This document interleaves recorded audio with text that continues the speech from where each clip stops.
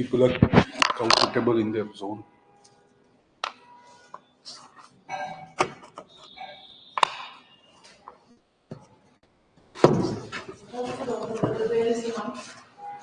Mike is it.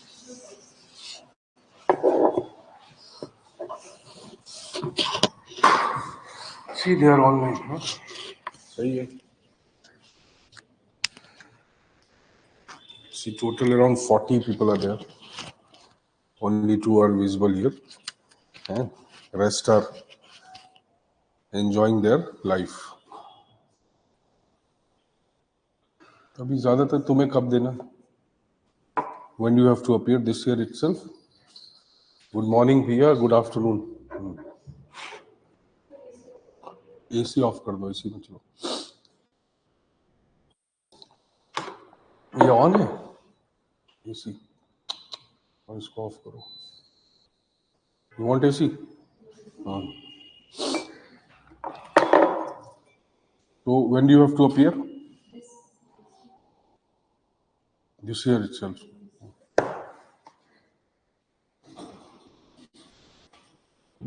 So you are preparing that way? What we did yesterday is understandable? Any doubt you have?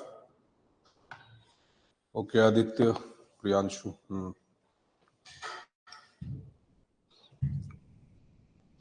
Right, others who are enjoying at home? You don't have will, then we don't have willingness. My account is very clear. Quid pro quo. हाँ? अगर तुम अपने बारे में ही conscious नहीं हो, how can you expect someone else to be conscious? Any doubt from tomorrow? No, so we'll write some questions today. Okay? Then we'll start. Right?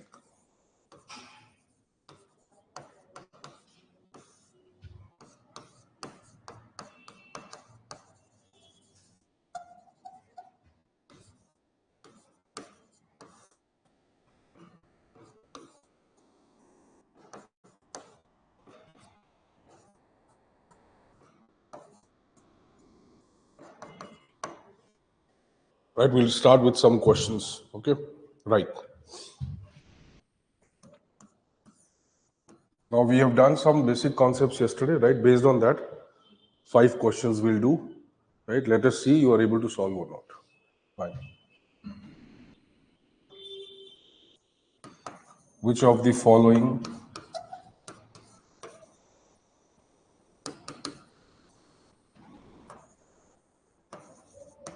indicates the difference between polity and constitution? Very basic question. A.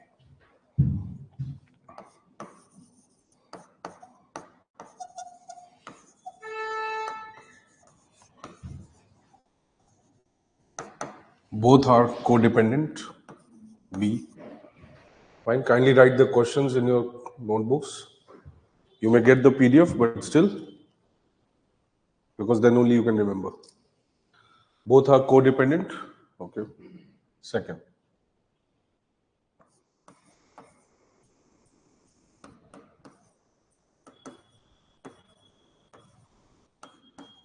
Polity reinforces the constitution. C. B is polity reinforces the constitution.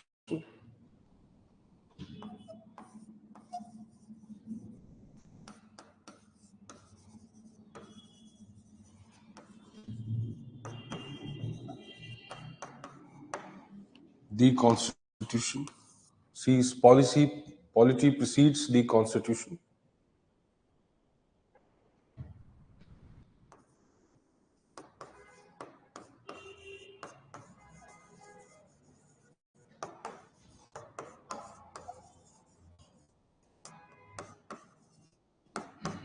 It is the nature of polity that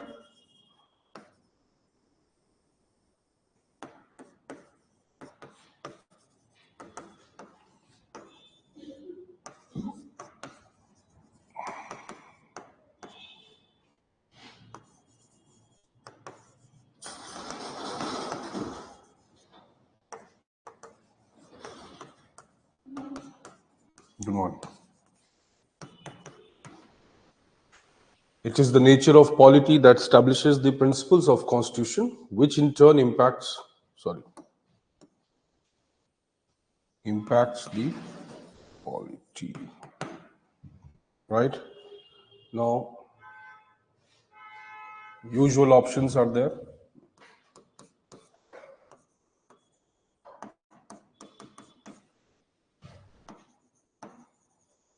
None.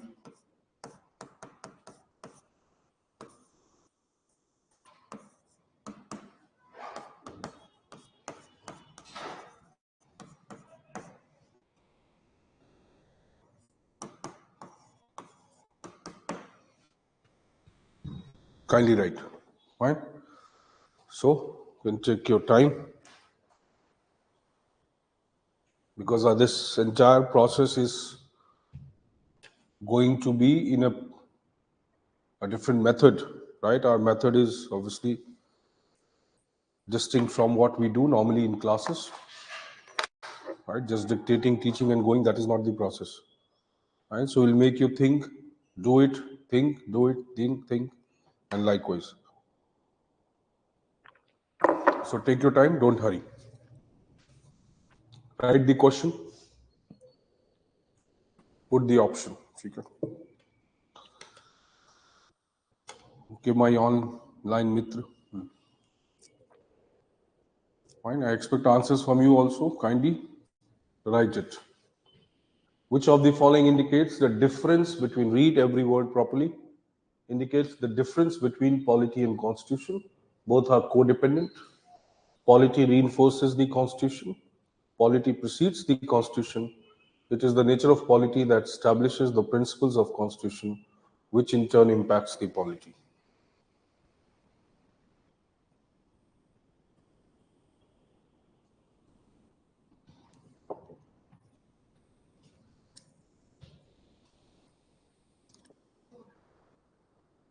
Think, you just stick your answer.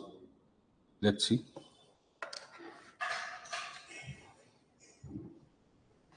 Right? लिखो आराम से.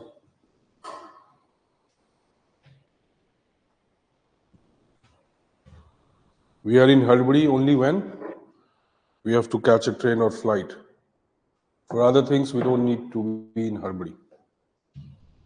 Right? Learning takes time.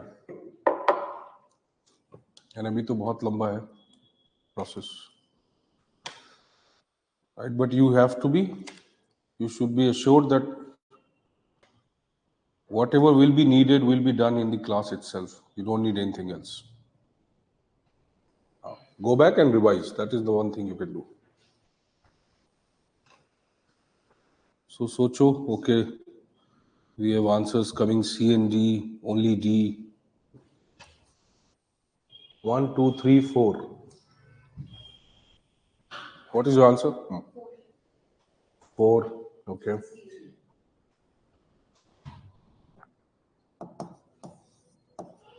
Then 3. Okay. Then I have answers both C and D. Okay, 4. One more. Only D. Only D 3. ये भी एक हो गया. 4. Okay, so 4 in favor of 4. So one more. 3.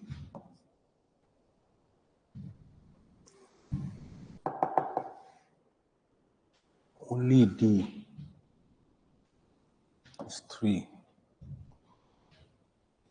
Fine, read again. Okay, let us move then. So, difference between polity and constitution. We said polity, the nature of polity that we intend to create, right? So basically the polity, right? I would not say the system, but the nature of polity, culture, historical factors, traditions, they all establish first the nature of system we want. So we already have an existing mindset based on which we want to create a constitution. right? एक mindset already है. That means this is how we are functioning, or this is the way we want to function. So polity precedes the constitution may be acceptable to be correct, right? Yes, it will precede the constitution. A society will create a constitution, right? Or it will intend to create a kind of system which it values, right? Correct. D, because most of the questions are revolving around these two options. Let's see. It is the nature of polity that establishes the principle of constitution. Yes. C is being reinforced here itself, right? Which in turn impacts the polity, right? This helps us understand the difference. This also helps us understand the difference. Polity reinforces the constitution.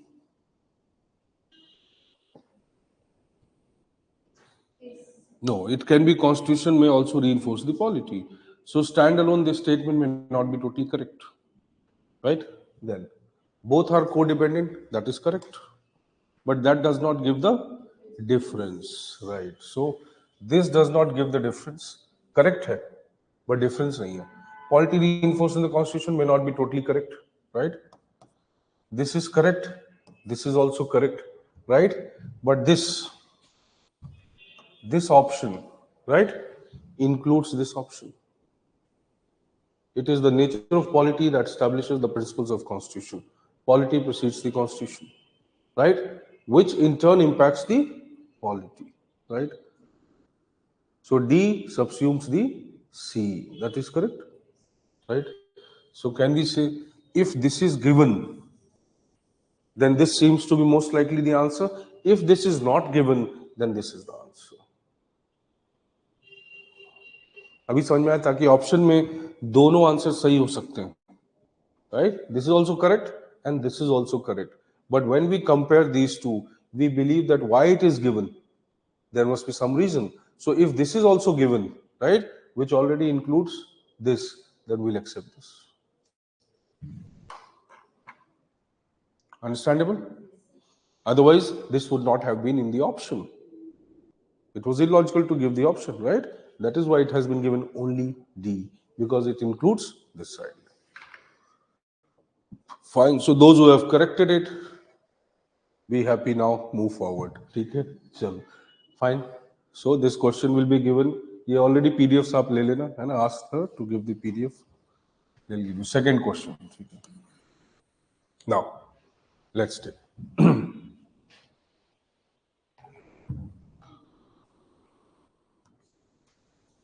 Which of the following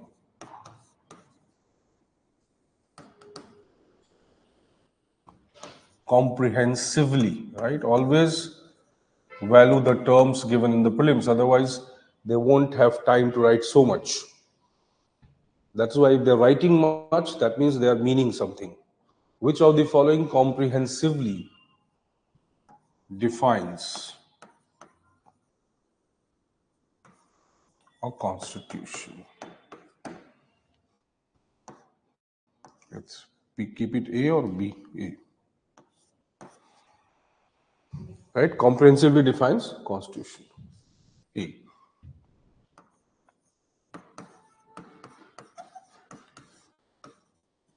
It is the fundamental law of the land.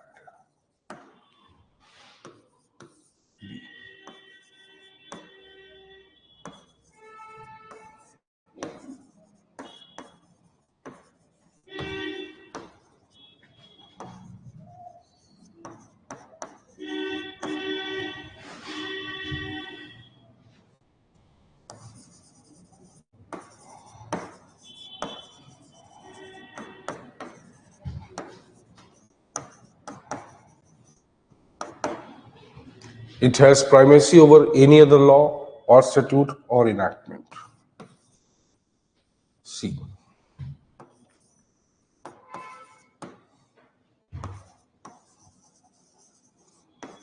It is a legal document that establishes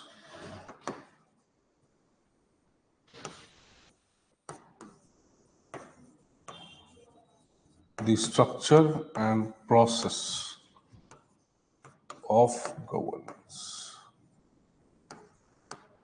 The structure and process of governance.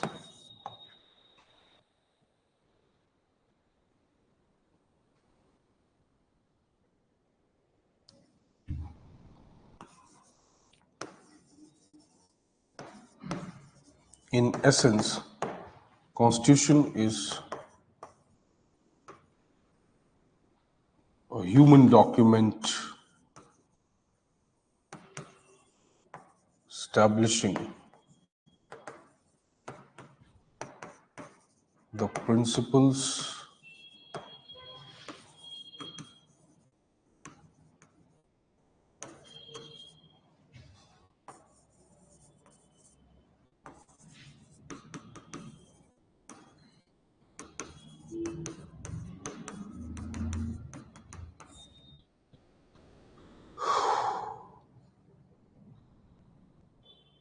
In essence, Constitution is a human document establishing the principles of governance and moral obligations of a state. Right? Now, let's see the options.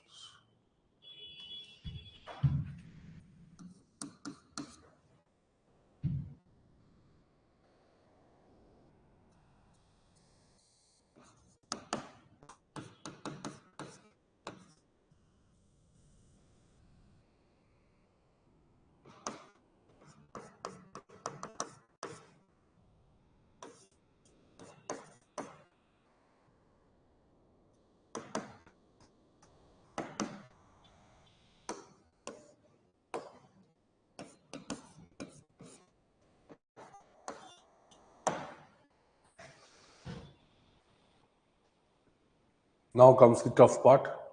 You have to choose from these.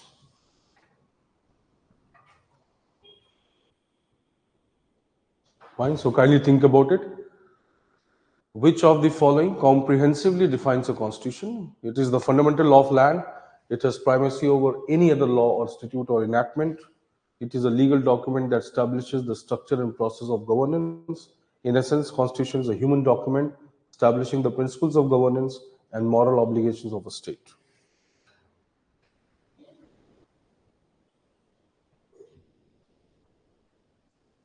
Fine. Kindly get into action, mental action.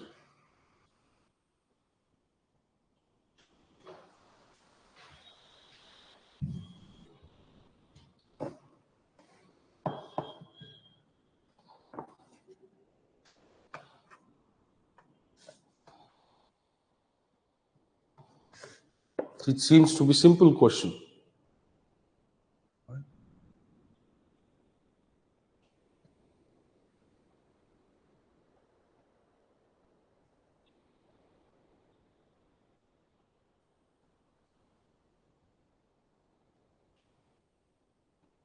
What is the answer, bhai? 𝗟𝗲vr𝗿, both A and D. 3 and both A and D. Only B, देखो, it has primacy over any other law or statute or enactment. That is true. Fine. It does not define it. It has primacy, but it does not define it. Where's the definition in that? Fine. It is only establishing its character, its power, its authority. But it's not defining it, what it is. Definition जानना है ना? Right? We very precise. It's a prelims exam, not mains, right? So interpretation is there, no doubt. But when we look at it very objectively, this does not define. Right, okay. Then B. First, it is the fundamental law of the land. Yes.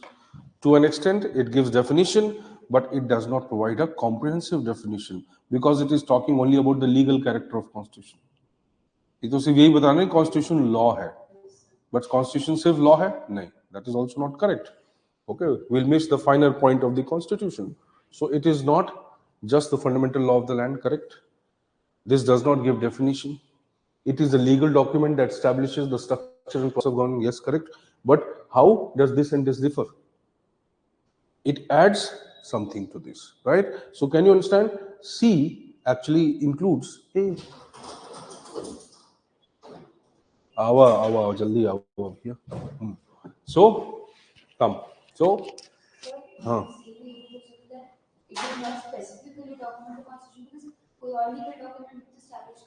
नहीं, but see, structure and process of governance, correct?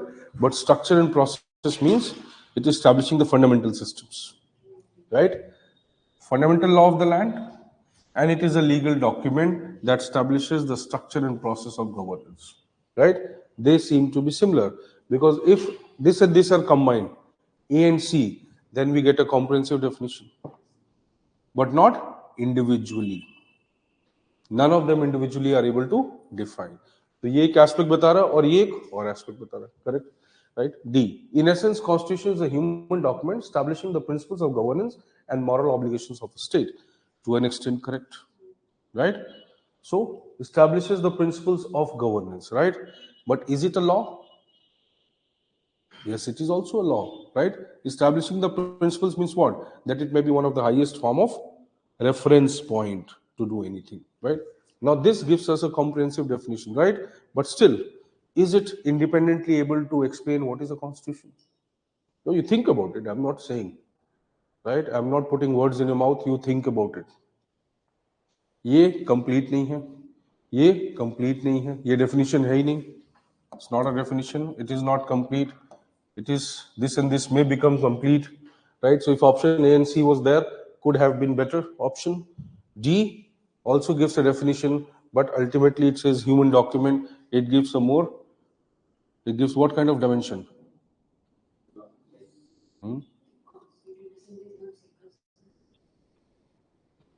Human document, right? Created by human beings. That's correct. Right? That's correct, right? Establishing the principles of governance and moral, right? Obligation of the state, correct. It gives the value aspect, right? Now see. So if I say, if I take only B, matlab hi nahi hai, this is illogical. If I take only C, then it is not giving us the comprehensive. It's giving only one perspective, but it is not wrong, but not acceptable. Both A and D, A तो simple है, D ये value aspect बता रहा है, ये legal aspect बता रहा है. सो मोस्ट प्रोबेबली ये हो सकता है, राइट? या कोई भी नहीं हो सकता. See, so if this and this two are combined, right, what it does, it helps us understand that is the highest law, and this helps us understand that who has made this law and what exactly is the nature of this law, right? So answer would be A and D, because this option is given, and this option helps us understand it comprehensively. If they were not given together but independently, the answer would have been none of the above, not this. Don't be compelled by moral statements, because it is giving only us only one aspect, the normative, the value aspect of constitution. ये पता चल रहा है कि constitution का soul क्या है, ठीक है, बट कॉन्स्टिट्यूशन का स्ट्रक्चर क्या है, फीचर क्या है, ये भी तो पता चलना चाहिए, right? But essentially there can be many documents which are human documents. So what are we trying to portray, right? We are only trying to portray the value part, but it has some concrete function, वो भी तो clear होना चाहिए. Understanding? So a comprehensive definition would be one which will provide both the legal aspect, the human aspect, and probably the social and other aspect, right? So technically none of them are comprehensive. Only through combination we can have comprehensive definition. So A and D suit our condition. Otherwise the answer would have been none. अगर ये सारे independent होते ना, only A, only C, only D, तो कोई नहीं होता. सिर्फ C and D? Yes, C and D would have been much better. Yes, right? Provided it should be in the option, right? So none if they were independently asked, right? But as they are combined, it seems to be a better answer. Fine. So let us move again. And ye answer. Are you able to understand now how they design the questions, options, right? They create this confusion because nowadays it is not about wrong option or correct option, right? It is about less correct, more correct, most correct. Now they are putting the option, right? Let's take the दोनों aspect आएंगे इसमें. Fine. It's the fundamental law of the land, which is inspired or aspired, which is a reflection of the aspirations of the people, right? And establishes the principles of governance, which ultimately lead to growth and development of society. Right? ये होगा definition. Fine. Let's say third. Next question. Okay.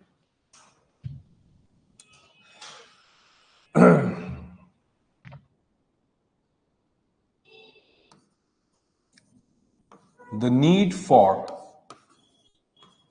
a written constitution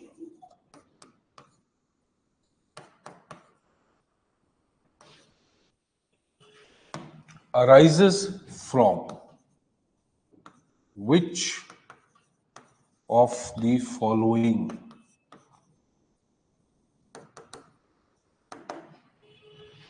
The need for a written constitution arises from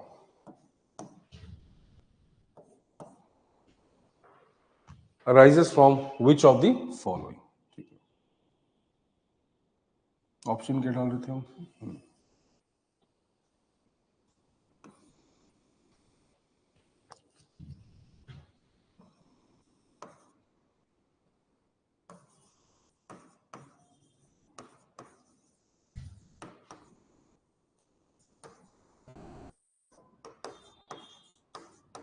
To eliminate any subjectivity in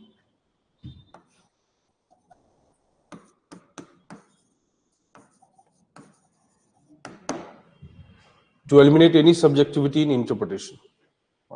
There. You're writing? The need for written constitution arises from which of the following? To eliminate any subjectivity in interpretation.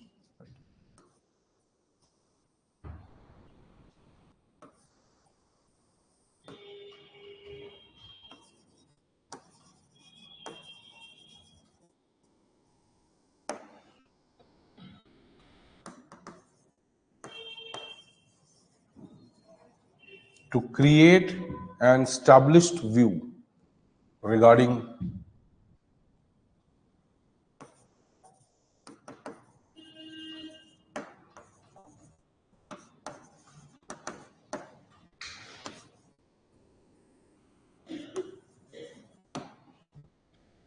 provisions and their meanings.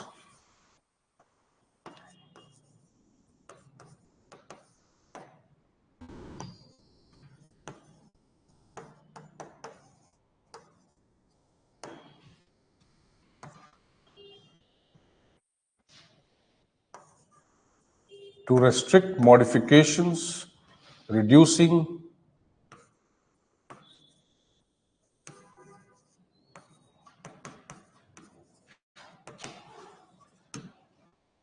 human arbitrariness,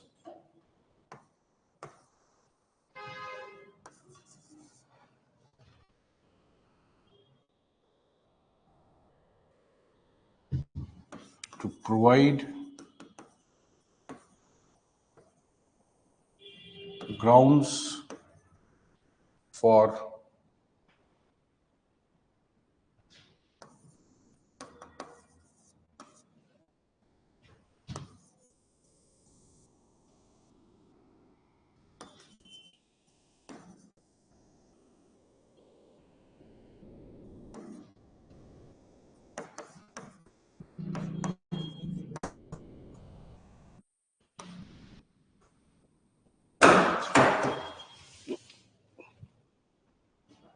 reasonable interpretation by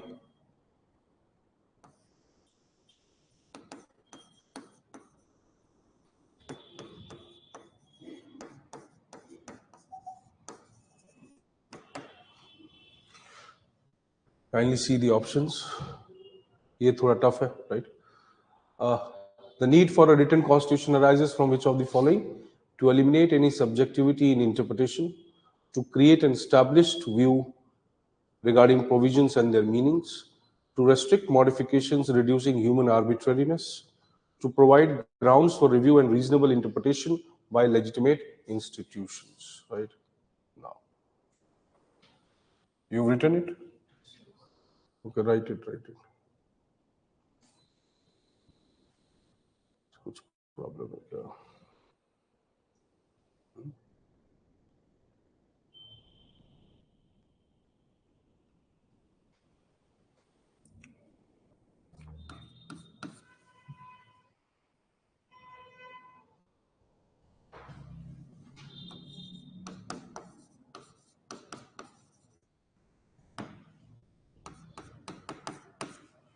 A and B only, right?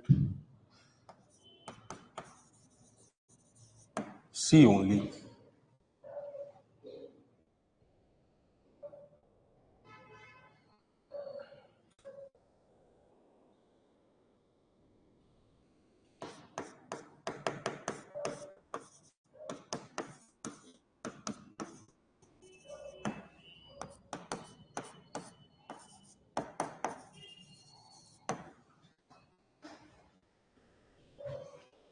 A and B only, C only, A and D only, D only.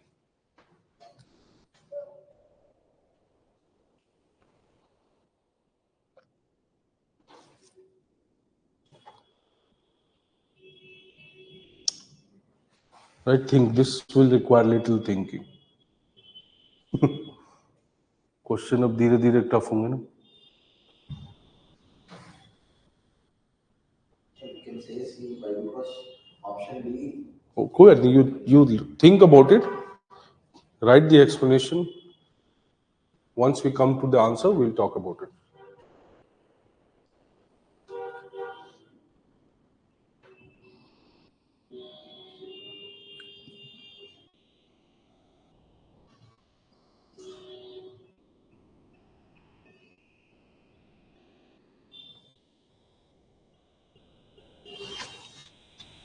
Right? Have you arrived at any decision?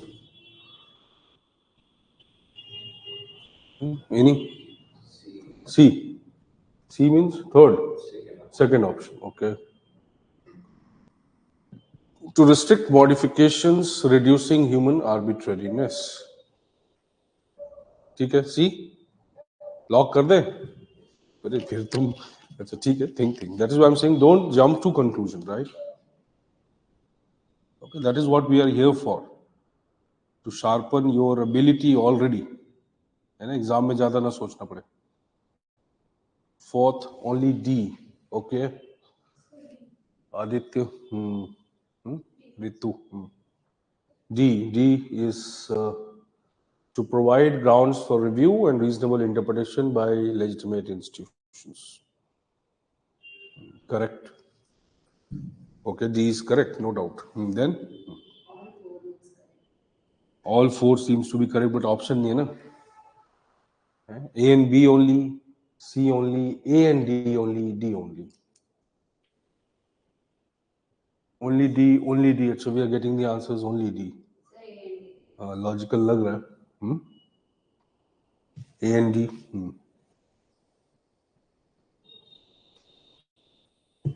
Harish Asang, you tell me. Give one answer at least. A and B. Okay, this one first. Okay, let's come to the idea. Now, let's see. The need for a written constitution arises from what? Why the need to write a constitution? Okay, correct. One is obviously to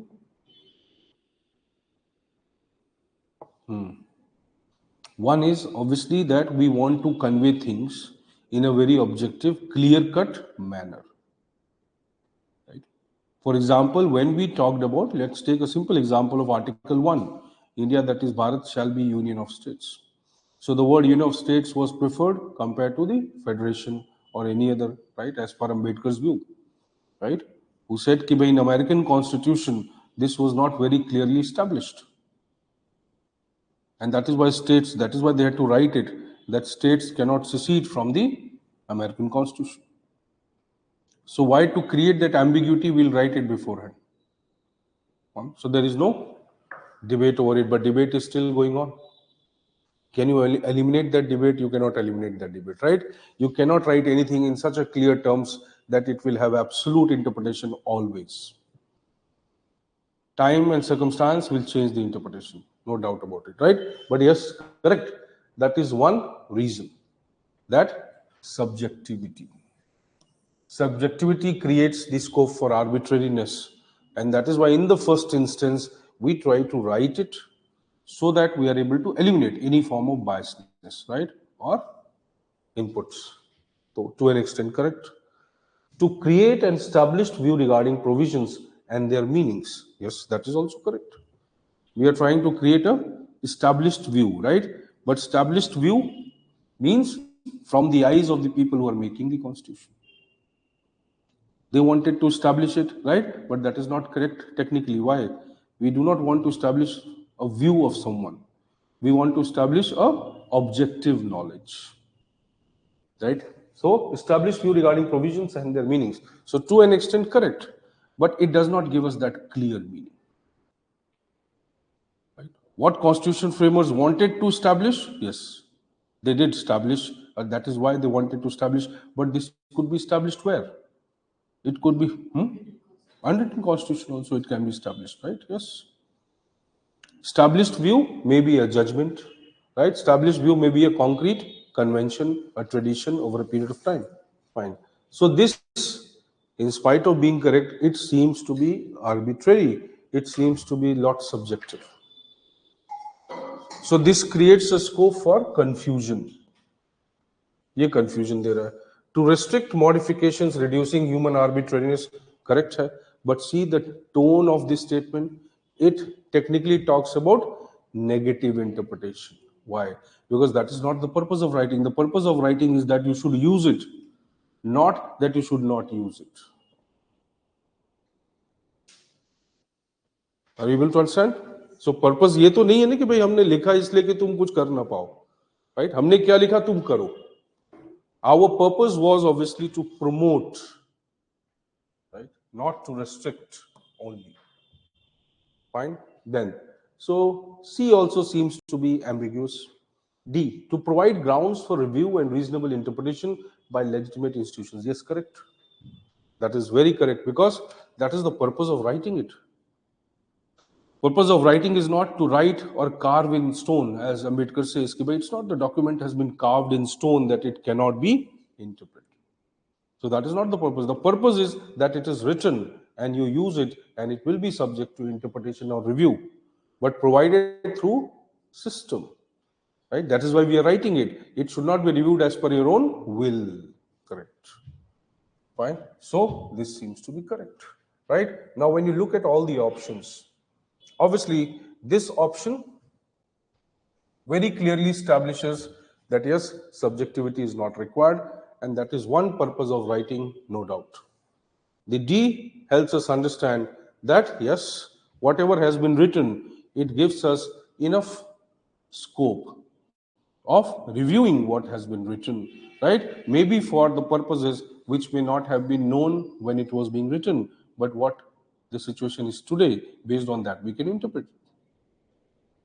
So one, always subjectivity has to be eliminated. That is true. Whether it is reviewed today or when it was written, then it doesn't matter.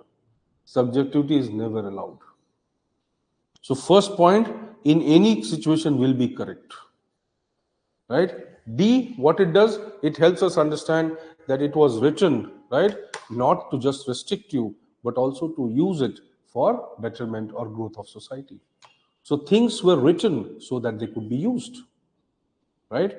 But in case they are not, if they are restricted as of now, if they are not applicable now, then they can be reviewed, but they can be reviewed by legitimate institutions, and that will again eliminate the subjectivity. So first statement establishes the purpose very clear cut. The second provides us with a broad understanding of that purpose. What is the purpose? Is it to think that you will be arbitrarily reviewing it? No. Right? The purpose is that any human error should be avoided as far as possible. So, if we combine both of them, then we are able to understand, okay, fine, subjectivity has to be eliminated, right? But this subjectivity has to be eliminated. How? By providing the mechanism of review through legitimate system. Right. Now this answer can be correct. A and D. If that is the option, it seems more likely to be correct option. Right. Now, see. Now your answer is changed. Correct. So see, once we start understanding, because we have to read the option in short span of time and then we have to think. That is why thinking process has to be done beforehand. Okay, so that is the reason that if we do thousands of questions, but these questions do not have substance, they lack that quality, then in spite of doing 1,000 questions also we'll not be able to understand what is the nature of that paper, question paper. That's the biggest drawback, right? So 1,000 questions or 10,000 questions merely for factual practice will not give us the answer. They may help us get 10, 15 questions in the exam, yes. But lack of understanding will impact at least 40, 50 questions in the exam. So with the same fact or information, right? With the same fact or information, we can score much better. Right? But not by acquiring just information. Information की utility एक limit तक है. First option explained to eliminate any subjectivity in interpretation. By why we are writing things. So prima facie, writing something is based on the simple criteria that what we are writing has to be interpreted in that manner and not as per what you think. So the primary purpose of writing something is to eliminate the subjectivity, is to eliminate the human biasness, right? Is to eliminate the diverse opinions that may be generated around a particular idea. So that is the fundamental principle, right? That is why we are writing it. But are we writing it just to restrict that view, just to restrict that evaluation? No.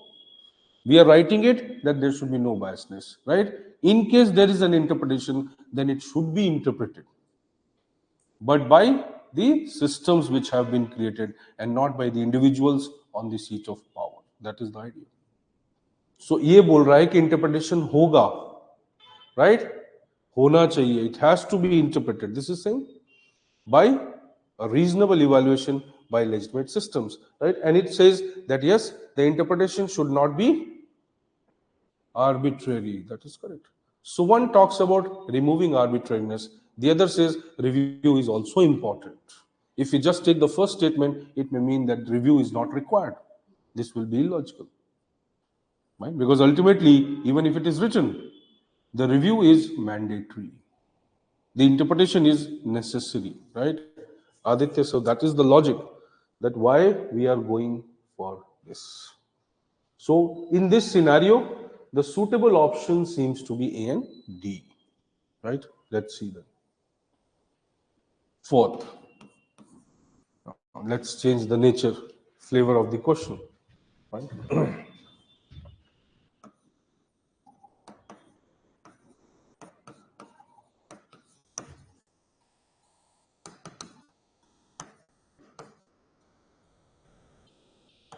Which of the following is incorrect with respect to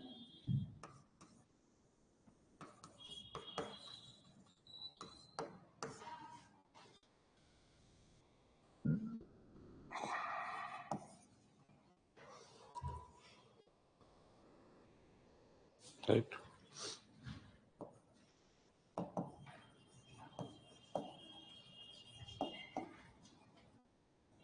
𝗟𝗲 propounded the concept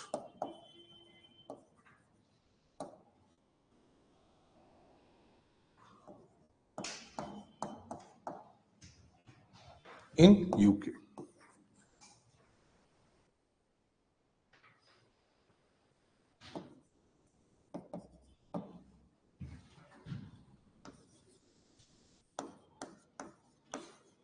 It is distinct and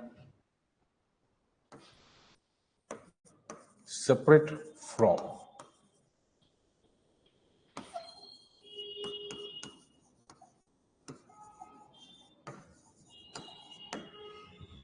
Distinct and separate from the rule by law.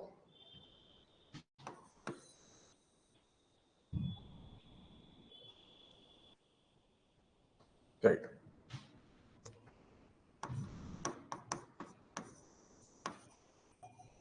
Exceptions to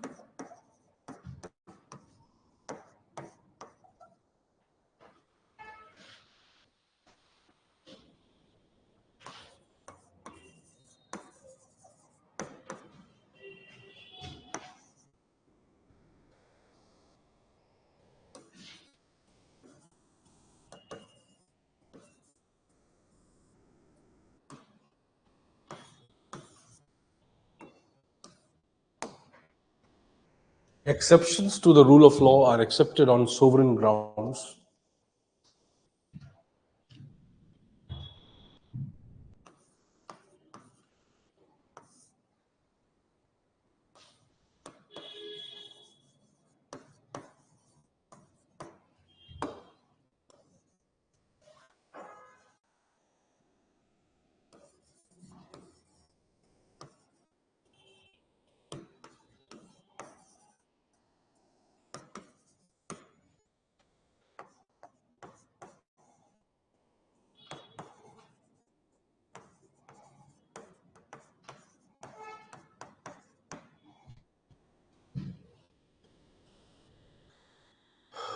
Which of the following is incorrect with respect to rule of law? Dicey propounded the concept in UK. It is distinct and separate from the rule by law. Exceptions to the rule of law are accepted on sovereign grounds. Rule of law is necessarily a feature of liberal democratic governments.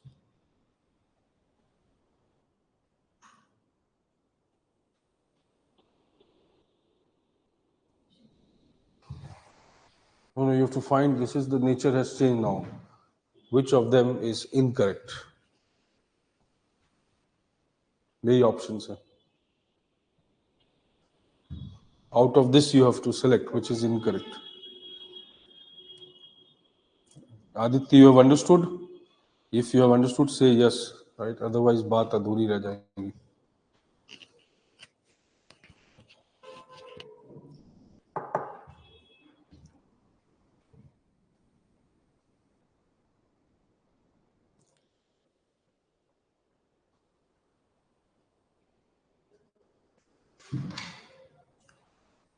You think fast.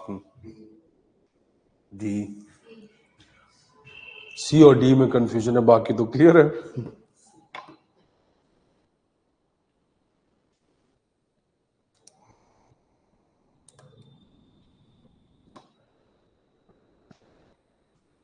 First is correct. It is distinct and separate from rule by law. Yes, correct. Is more procedural, right? C.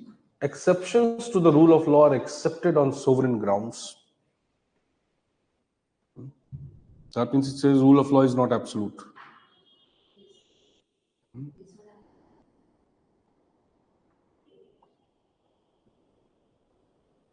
Okay, let's keep it in dilemma. The rule of law is necessarily a feature of liberal democratic governments. Yes, the rule of law emerged when the democracies emerged. Right? Liberal democracies are those which protect the liberty, the rights of the citizens. So in monarchies, we may or may not have rule of law because it is a monarchy by nature. Dictatorial regimes, rule of law is not there. Rule by law is there. Right? Then autocracies, meaning communist systems.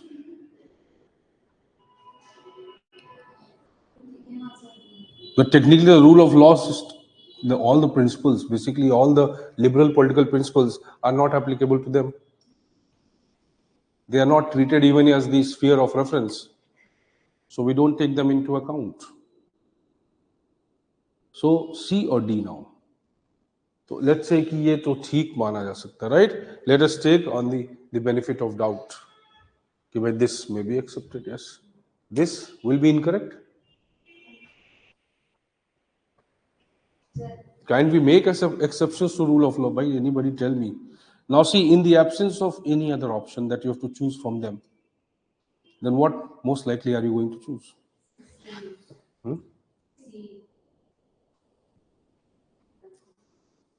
Do you think this part, right? Think rule of law, will it include rule by law also? Equality before law, equal protection of law होगा उसके अंदर?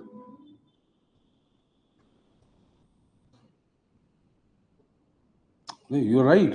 The rule of law is not same as rule by law. Not same, right? But rule of law, does it include rule by law? भाई law ही तो करेगा rule. Fine, spirit नहीं होगी but procedure तो होगा. Procedures are necessary, no, to use the law, but this does not seem to be totally correct, right? There is always a confusion. Fine, but you can accept कि भाई सी doubt इसमें और इसमें नहीं होना चाहिए, डाउट इसमें और इसमें होना चाहिए. ये एक गुड स्टूडेंट की निशानी होगी कि इसमें डाउट नहीं है, ठीक है, राइट? ये तो 90% भी ट्रू है, पार्शली तो ट्रू है, right? Predominantly it is correct, but the confusion arises in B and C. Rule of law, exceptions to the rule of law are accepted. Is it accepted? Why it may become a consequence, but is it accepted? Do we establish rule of law system by having these exceptions? Then what is the use of utility of principle of equality before law? क्या use है उसका फिर? Why the principle of equality before law does not talk about sovereign grounds, no, in the first place. It is only a practical use, or it is only a practical convenience that we create. So having a rule of law system, right, does not provide for initially the exception. यही तो बोलता है rule of law कि exception तो है ही नहीं. You may have reasonable restriction, you may have all that is more practical aspect. But you see, as a theory, right? Right.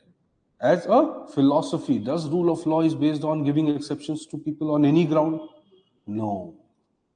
That is to be understood. See, it does not provide for an exception. Otherwise, why will it be rule of law?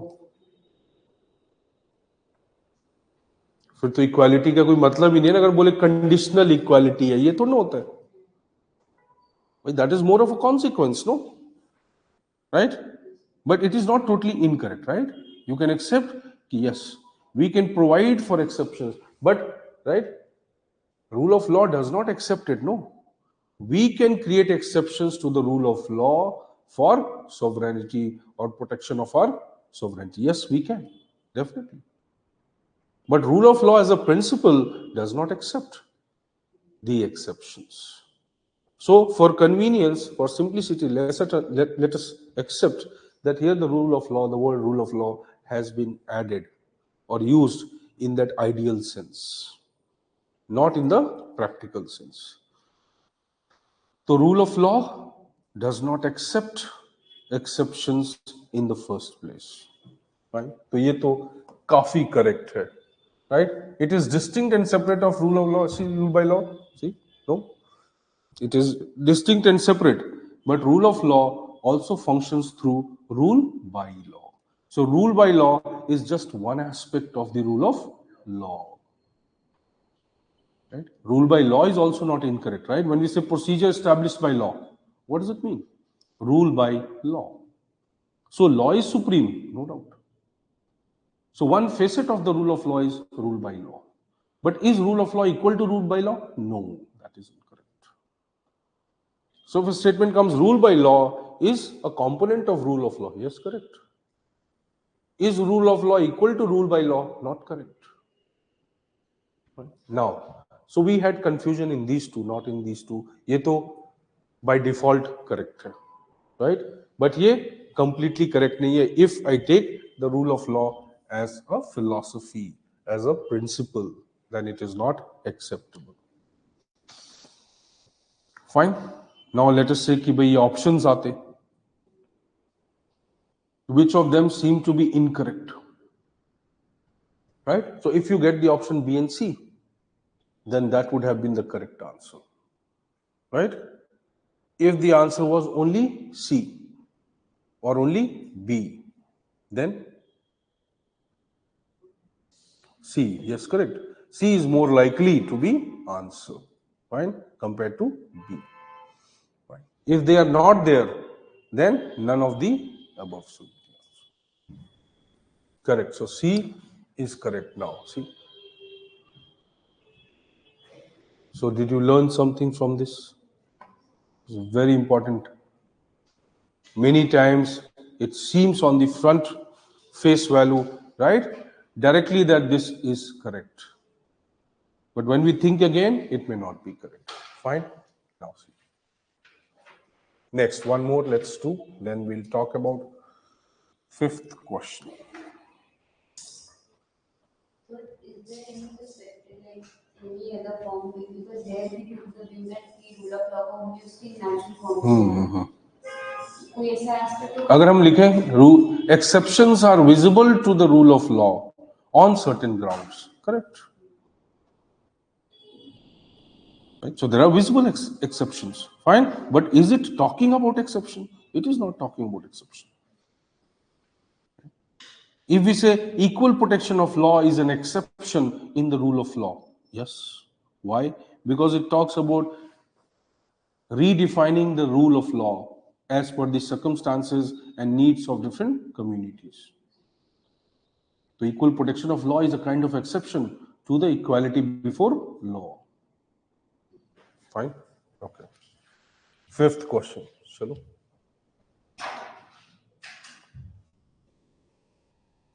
Which amongst the following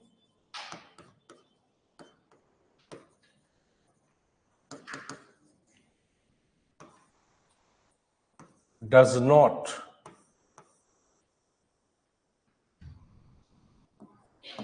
fall under the meaning of the term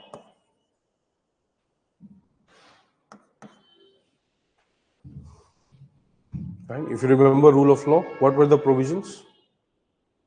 Equality before law, predominance of legal spirit, and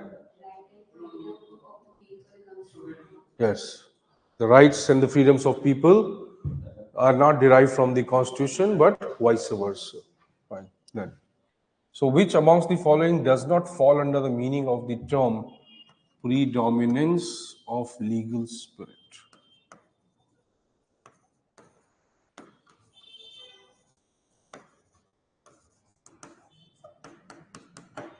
Now let's see.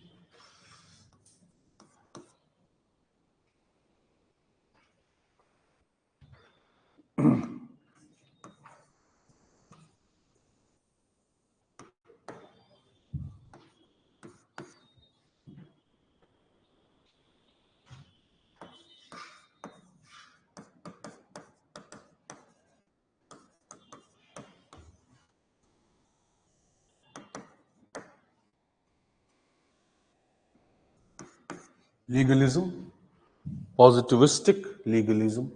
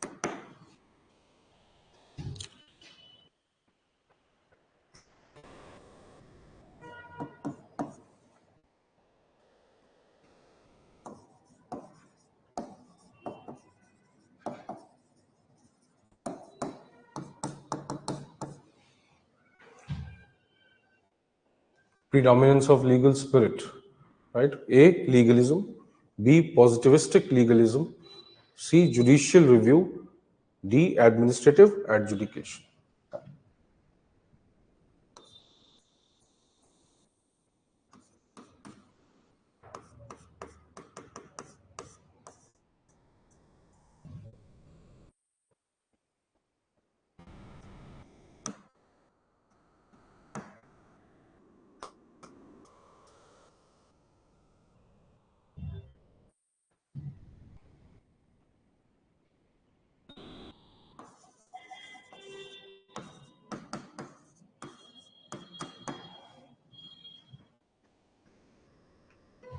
Fine. Now think about it.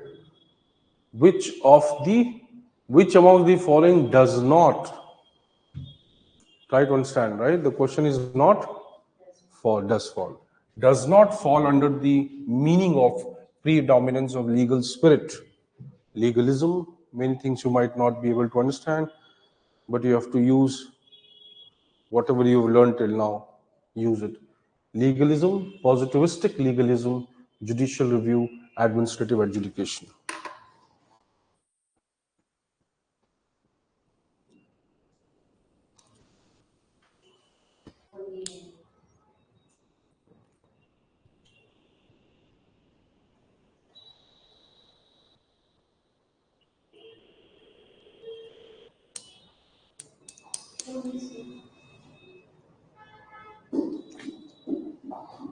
Does not.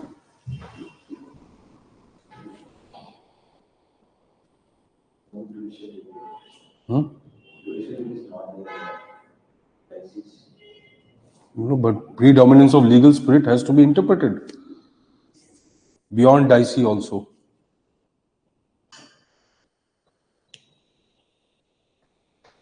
तीसरी option okay Puja C क्या है? नहीं C नहीं, 1 2 3 बताओ. Tell me 1 2 3, not C and D.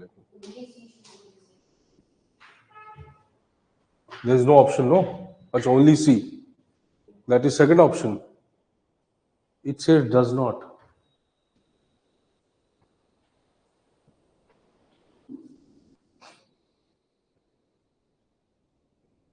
𝗟𝗲 was, in any case, he talked about common law system. He was quite in favor of judicial review, even though there was absence of judicial review in UK. Achha, it was with respect to previous question. So previous we have done, right? Let's see this one. Tell me about this. What is legalism?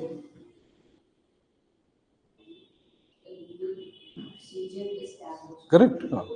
Procedures, right? Established, legally established way of doing things.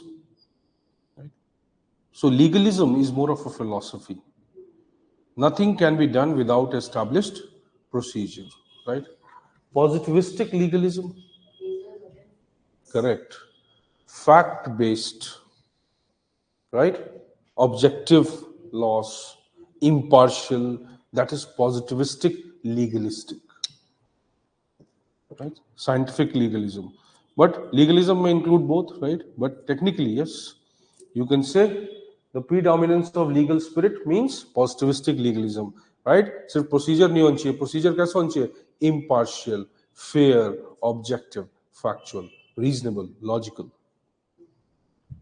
So does not में तो ये नहीं आएगा, right? This will not come in does not, because legal spirit talks about this idea. Legal spirit talks about judicial review. Yes, that is what predominance of legal spirit is, right? Nothing can be done arbitrarily, and having a judicial review system is a restriction on the power. Correct. Right?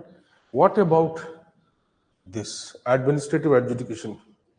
No, 𝗟𝗲, obviously 𝗟𝗲 never talks about. He never says, leave 𝗟𝗲 in any situation, right? None of the legal principles says that there should be violation of separation of power, first of all. And secondly, right, a system which is supposed to exercise authority or implement things is supposed to also provide justice. That is not acceptable. It is somewhere encroachment on the existing system. So administrative adjudication is a kind of aberration. It is a deviation from the legal spirit. ठीक है, तो अच्छी बात है कि भाई administration कर सकता है, that's okay, but in the normal system, in the established systems, it is not acceptable, right? That an organ which is not intended to do that work is actually doing that work, right? That is not the spirit. So for answer, this may be acceptable. For answer, this may be acceptable because we don't have none of the above option, right? So in that worst case, we seem to zero down to two options, A and D, right? Where it is visible, so it is visible So does not constitute A and B. Legalism, like, is just about procedure, right? How procedures are established, ये भी तो अच्छा है. तो ये ज़्यादा clear है ना कि procedures तो हैं, but how are they established? They are established in more fair manner, actually. Right? So this is a superlative degree of this, higher degree of this. Fine. So we may have primarily two options, A and D, and this is visible in the option, so we can mark it. Right? Now, understandable. Now let us move them. Fine. So keep the questions with you. Right.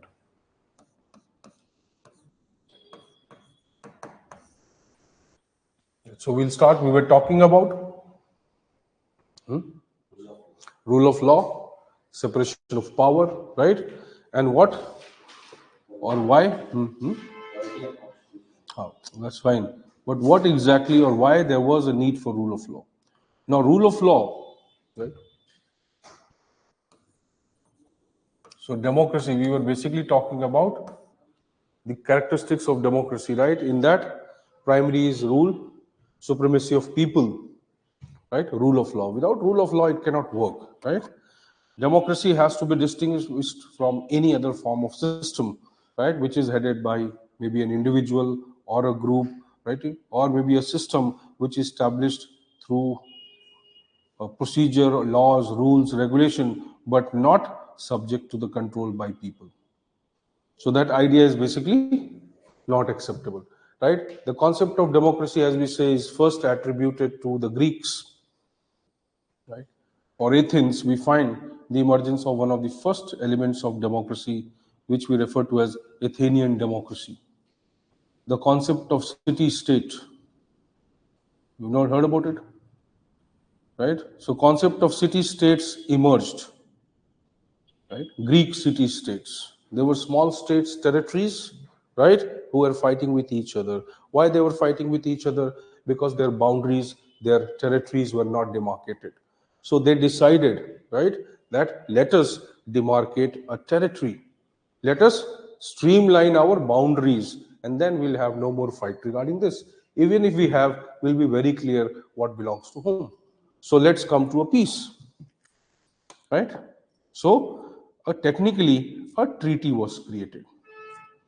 So it is now believed that the concept of Greek city-states, a small city which itself was not declared as a state, a political entity, independent and sovereign. So from there, the concept of state, modern state, the concept of democratic state emerges. Right? They had republic character. They had kings, but these kings were not, technically they were council, right? And the council used to control things, not that king or the monarch, right? Or head. So there was a republican character. The council could remove that head. So they had a very typical system of making laws, right? Like we have today, the assemblies. So they accepted this idea, right? But that gives us a reference point for the emergence of modern democracies, right? As far as 13th century UK obviously had taken a lot of steps towards democratization of their system. So in fact, the elementary form of democracy visible in UK from the 13th century itself. Even though they had monarchs, the monarchs' power started diluting and they started creating representative systems. Right? So you can say that democracy has been preferred system, or it is considered to be a natural evolution of any other form of political system. That if a political system will eventually evolve, then what it will evolve into? It will evolve into a democracy. Fine. So rule of law becomes fundamental, right? Now when we say rule of law exists anywhere, right? Anywhere in the sense, not anywhere in the sense, any democracy, any modern political system, right? Where the established or functions of the government are established by a legitimate procedure. These functions are applicable, or these procedures are applicable to everyone universally. No man, no human, no woman, no group, no community can interpret, right, manipulate, or use these procedures or bypass these procedures for personal benefits. That is rule of law. So UK having a symbolic monarchy has a rule of law. US having a presidential system, right? A republican presidential system, right? It has a rule of law. India having a socialist democracy has a rule of law, right? In that sense, China also has a rule of law because there is a Politburo, there is a lawmaking body, highest lawmaking body. It makes the law, applies the law to everyone. Right? So we cannot say that it is just the nature of political system or difference in the political system may undermine the importance of rule of law. No. Rule of law generally is visible in majority of the countries today, political systems. Pakistan has a formal rule of law, but not a functioning rule of law because of its nature of polity. See? Its constitution has not been able to function because the nature of polity is like that. If constitution was supreme and sacrosanct, they have also enacted a constitution, just like us. Right? And their constitution does not remain sacrosanct because the nature of polity is not like that. So there is a very important factor of how, what value system, what nature your polity has, so that your constitution, whatever has been established, it functions in the manner in which it was decided. Otherwise, it will not. Fine? So that statement we wrote, constitutions are essentially human documents. That's correct. Operate कौन करेगा? इंसान ही तो करेगा भाई, right? So logically, see, now when we think of rule of law, right, we come across two important concepts. I'm generalizing it now. It's no more dicey only, right? Two concepts like you have the procedure established by law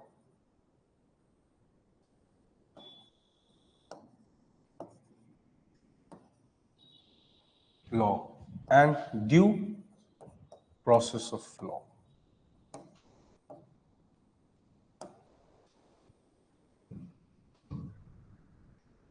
Procedure established by law and due process of law.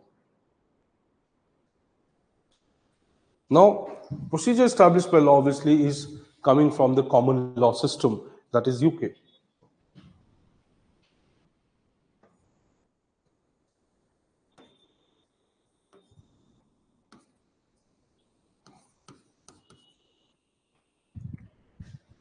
Due process is also coming from common law system, but generally US. We believe that it is predominantly visible in US, right? Israel, many other countries, New Zealand, and likewise. So now, so law is dominant everywhere, right? Then what is it that differentiates this from this? When you say India, India is procedure established by law system, right? So don't have confusion that we have become due process of law, right? As systems, we are not due process of law, right? We are a combination of both. So procedure established by law, right? So when we read Article 21, and I'll give you very interesting insights now, which Lakshmikant has failed to give you, right? Or many other teachers might not have used that logic. So let's think about it, right? Article 21 says that no one can be deprived. तुम लिख लो भाई, मुझे तो याद ही है. I don't want to write it, no, obviously. No one can be deprived of life and personal liberty save or except, that is the meaning, save by procedure established by law. No one can be deprived of his life and personal liberty save by procedure established by law or except by procedure established by law.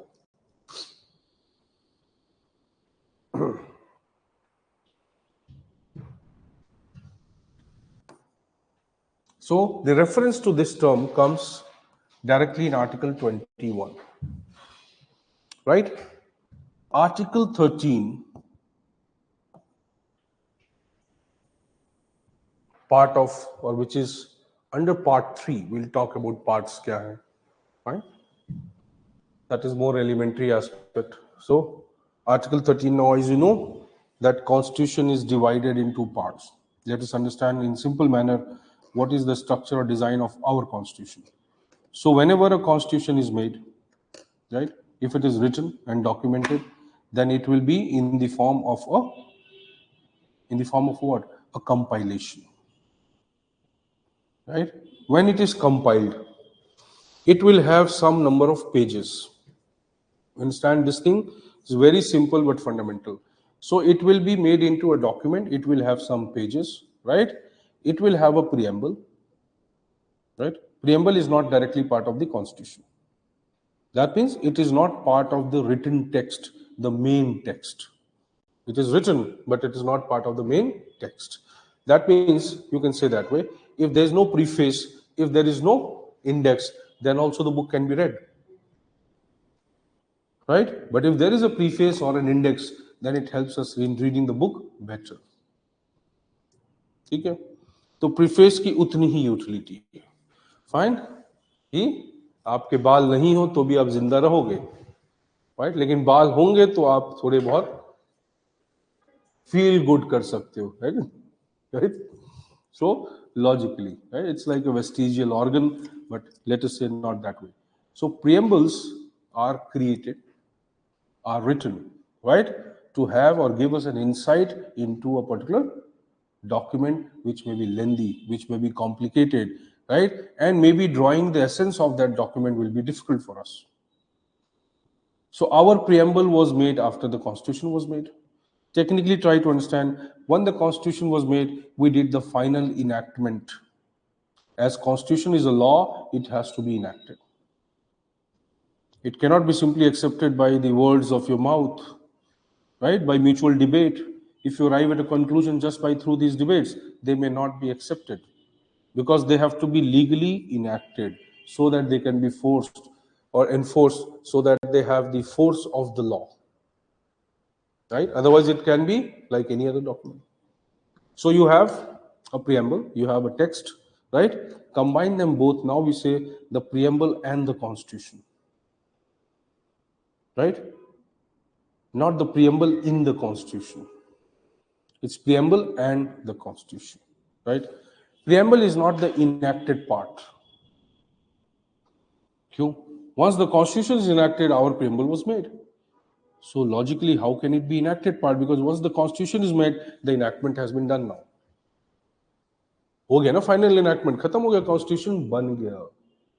तो अगर constitution बन गया तो constitution exist independently. Was there a need for preamble for constitution to exist? No. So once constitution comes into existence, it is constitution. Now it doesn't matter whether there is preamble or not, right? That was the argument held in the court when initially it was not accepted as part of the constitution. Fine, but chalo, that's a debate we'll talk about. So logically we have a structure, right? So when we wrote, or when the document was created, there was some specific number of pages. There were certain articles, right? We say 395 articles. These, because it is a voluminous document, it has to be divided into parts. Part is like an independent booklet out of this entire compilation. So this entire compilation is divided into small booklets, you can say, which can be called as parts. Part 1, 2, 3, 4, like this. Right? Every part represents something, or it includes conclusively information about certain aspect of governance. So one part can be treated independently of the other. So likewise, now it is broken into parts. Fine.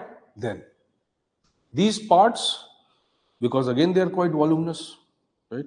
These parts will make sense when these parts will be written, or their content, right, will be defined in short or in conclusive manner. So every part, right, will have an abstract to the chapter. This part consists of tan. तो उसको index मान लो. Preface मान लो, right, या आप उसको ये मान लो कि भाई it is like the conclusive summary of that part, right. So now parts are created. These parts consist of certain provisions. Every provision, every part relates to something, right? It has to be independent so that it can be read. It consists of certain provisions regarding what we are writing about. So every part consists of some provisions called articles, right? Article in English grammar means something which gives a fixed meaning. A and the are the articles, right? So it gives fixed meaning. That means articles are technically the arrangement, the numbering of those provisions in that particular part, right? And its overall numbering with respect to the entire document. That is why they are called articles. They are fixed. One article pertains to something, and this relationship is fixed. Understanding? Articles mean constituents, right? Or sub-constituents of something, but they are fixed. That is why that enactment was done. Are you understanding? Otherwise, anybody can change it anytime. Ki Article 1 aaj ye hai, kal kuch aur hoga. This cannot happen. So it was enacted, each and every article, its provision, its sub-provision, its clause, everything was enacted. That means its place is fixed in the Constitution. That is the meaning of article. So these articles are created now. See, parts divided into parts, right? Now, obviously, when we are writing the Constitution, we have enacted the Constitution, and when we start applying it, then we realize that not everything is same as we had decided, right? So India is a country where within few miles, the water changes. Within few miles, the language changes, the food changes, right? Same thing. So the moment we enacted it, we started applying it, we realized that it is not absolute, it is not exhaustive. So what to do? We need to modify it. For that, within the Constitution itself, we created a procedure, right? That procedure is called the procedure for amendment. Article 368 and procedure under Article 124, right? Part 1. Understand? See, every time we make a change in the Constitution, try to understand, this is very important. We have an arrangement, right? Let's say your father has arranged his books in a particular manner in his library. You go and read them, and then you throw it anywhere and you go away. What will he do with you?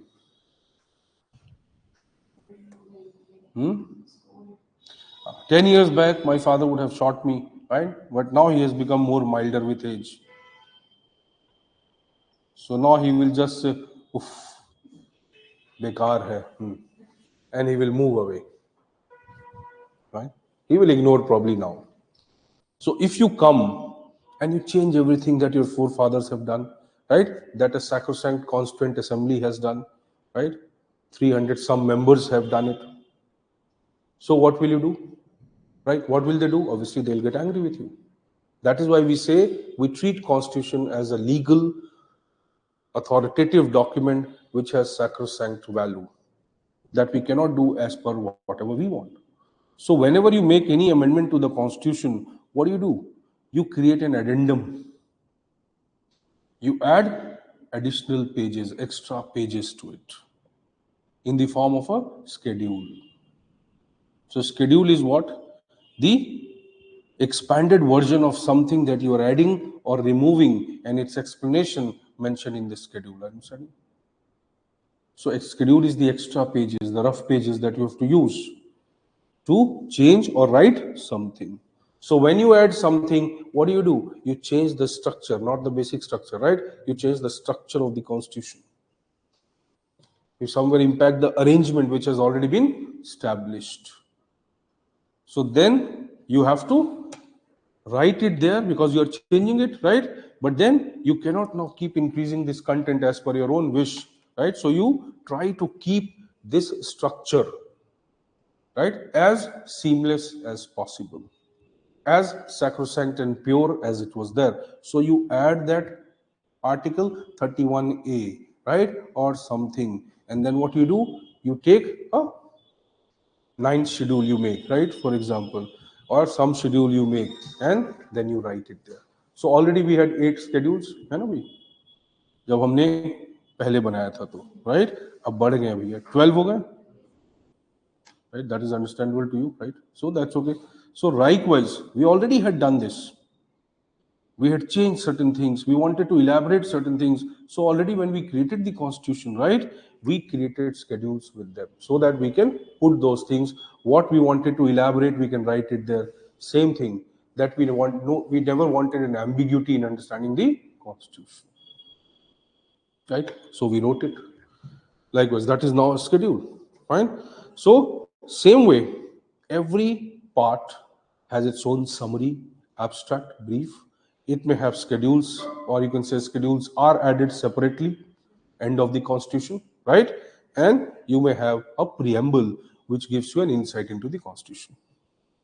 So prefix and suffix, right? And the document. Okay. Now that is structure of the constitution. Fine. So whenever you bring any change, what do? You disturb the existing structure. So you cannot do it without a procedure. Without following a procedure, you cannot do procedure established by law. Every aspect of the constitution follows this procedure established by law. Try to understand. It is mentioned in Article 21. Fine. But every aspect of the constitution follows this procedure established by law. So if the question says, where is procedure established by law as a system mentioned in the constitution, Article 21, where it is visible? Everywhere. And that will be the difference in the nature of question when asked. So where it is visible? Everywhere it is visible. Fine. Now see, try to understand. So come to Article 13 now. So Article 13, for example, right, which is in part 3, right? In fact, these two are in part 3, right, which deals with fundamental rights. Keep writing it. That is how you will remember it. Fine. एक साथ बैठ के याद नहीं हो पाएगा. If you just sit in one day and start memorizing Lakshmi Kant and all this, it will not happen. It has to be done through combination of questions, discussion, ye, wo, whatever. So let us say, see, so part 3, fundamental rights, includes 13 as well as 21. So Article 12 to 35 all come under part 3. Okay, let's say, so you have Article 13. Article 13 defines law. Now you have a term procedure established by law. Right? From where the interpretation of the word term law comes from here? Article 13. Understanding? 13 is law. Now what is the law? It's very important. Correct. But what constitutes this law? This definition, what does it consist of?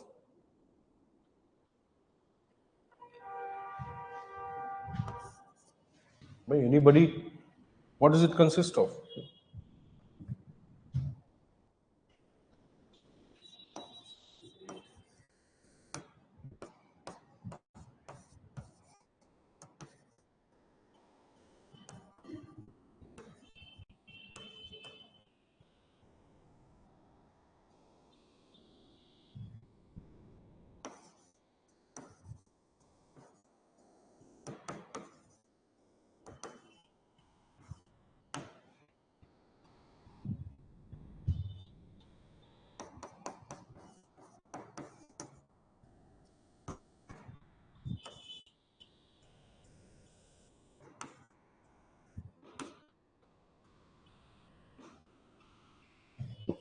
Statutes, parliamentary enactments, resolutions, ordinances, executive orders, delegated legislations, bylaws, which are made by the municipal bodies.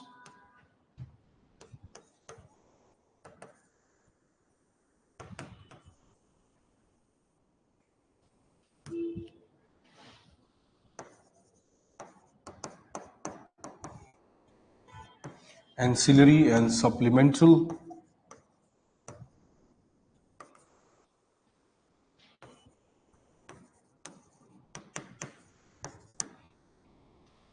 Now see, in this, there is no definition.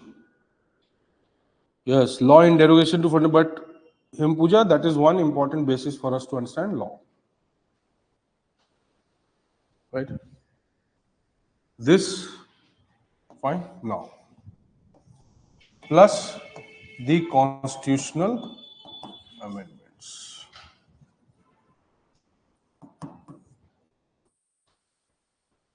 Right? Technically, originally there was no constitutional amendment mentioned, right? But later on it was added. And it was interpreted, Keshwanan Bharti case, Minerva Mills case, it was interpreted that that is also a law. Why? Because the moment the basic structure says, fine, we'll talk about, leave it right now. So let us say, then if you say except judicial judgments or decrees, orders, whatever. Now, judicial pronouncements, judicial judgments, decrees, right? They will not be treated as law. Executive order of finance commission का जो award है वो law माना जाएगा? माना जाएगा. यही तो लक्ष्मीकांत नहीं बताता है, नहीं, यही फर्क है. राइट? सो फाइनेंस कमीशन का जो अवार्ड है वो लॉ माना जाएगा. Executive order, it will be a law. Fine. But yes, what will be the force of the law? It depends upon what is the hierarchy of the law.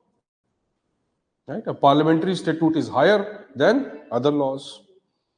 Ordinance and parliamentary laws are supposed to be equivalent, but ordinances have what?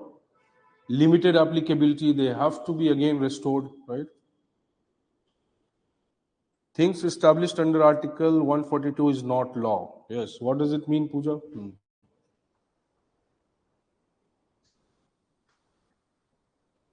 Tell me.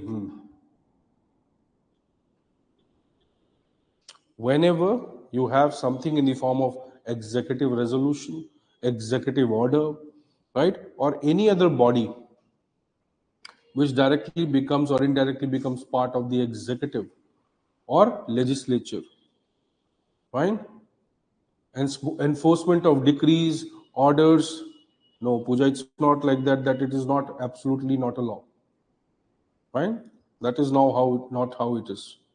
So see, when you say law, any judicial pronouncement, right, judicial decree or order, that may not be treated as law in the first place.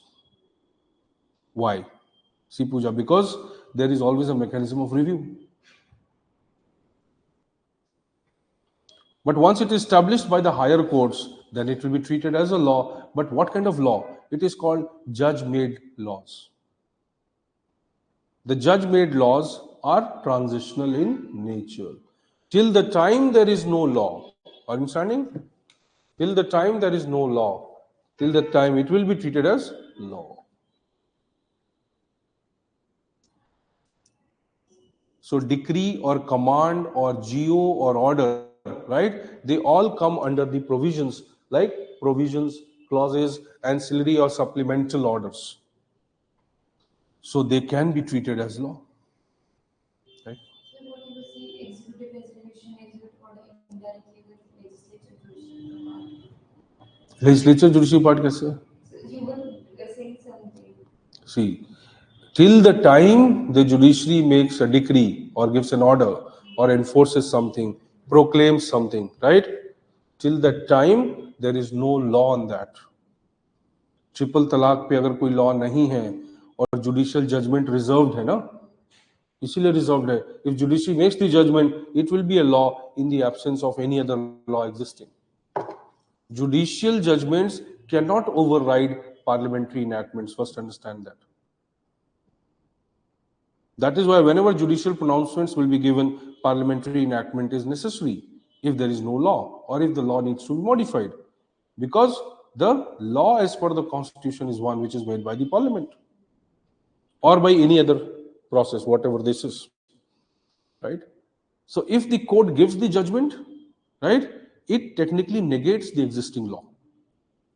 Then what has to be done? A new law has to be made. Are you getting? Only then it will become authentic, otherwise it will not be authentic. Like Vishakha guidelines by the Supreme Court, right? They were being used as law. Supreme court directive, right? इसलिए आप किसी को बोलो supreme court directive है, उसको फर्क नहीं पड़ता कोई. क्यों? क्योंकि directive has to be made into law, right? So logically, even governments, they are casual towards Supreme Court directives because there is no law. If there is a law, or if a law is created, then those directives will become more powerful. Then people will be scared, see? Because law is concrete, law is substantial, directive is not. Right? Now see, come to the point. So we have procedure established by law. Law क्या है? वो ये है.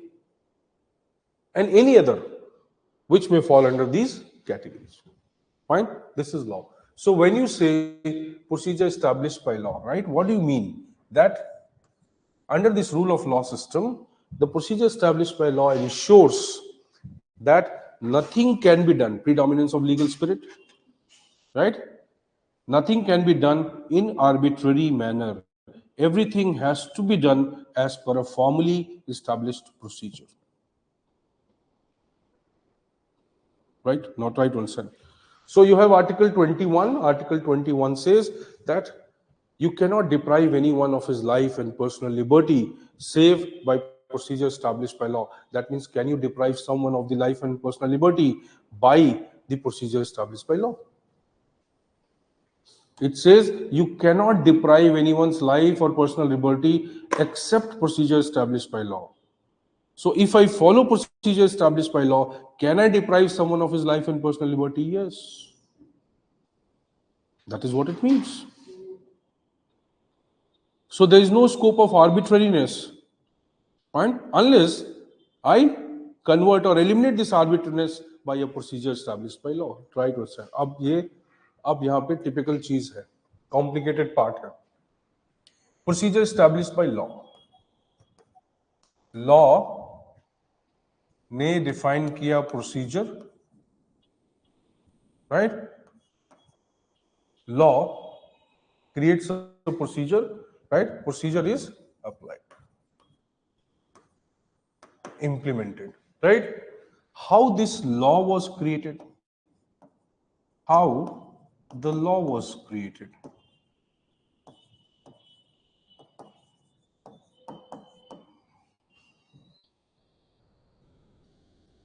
Now, see, tell me.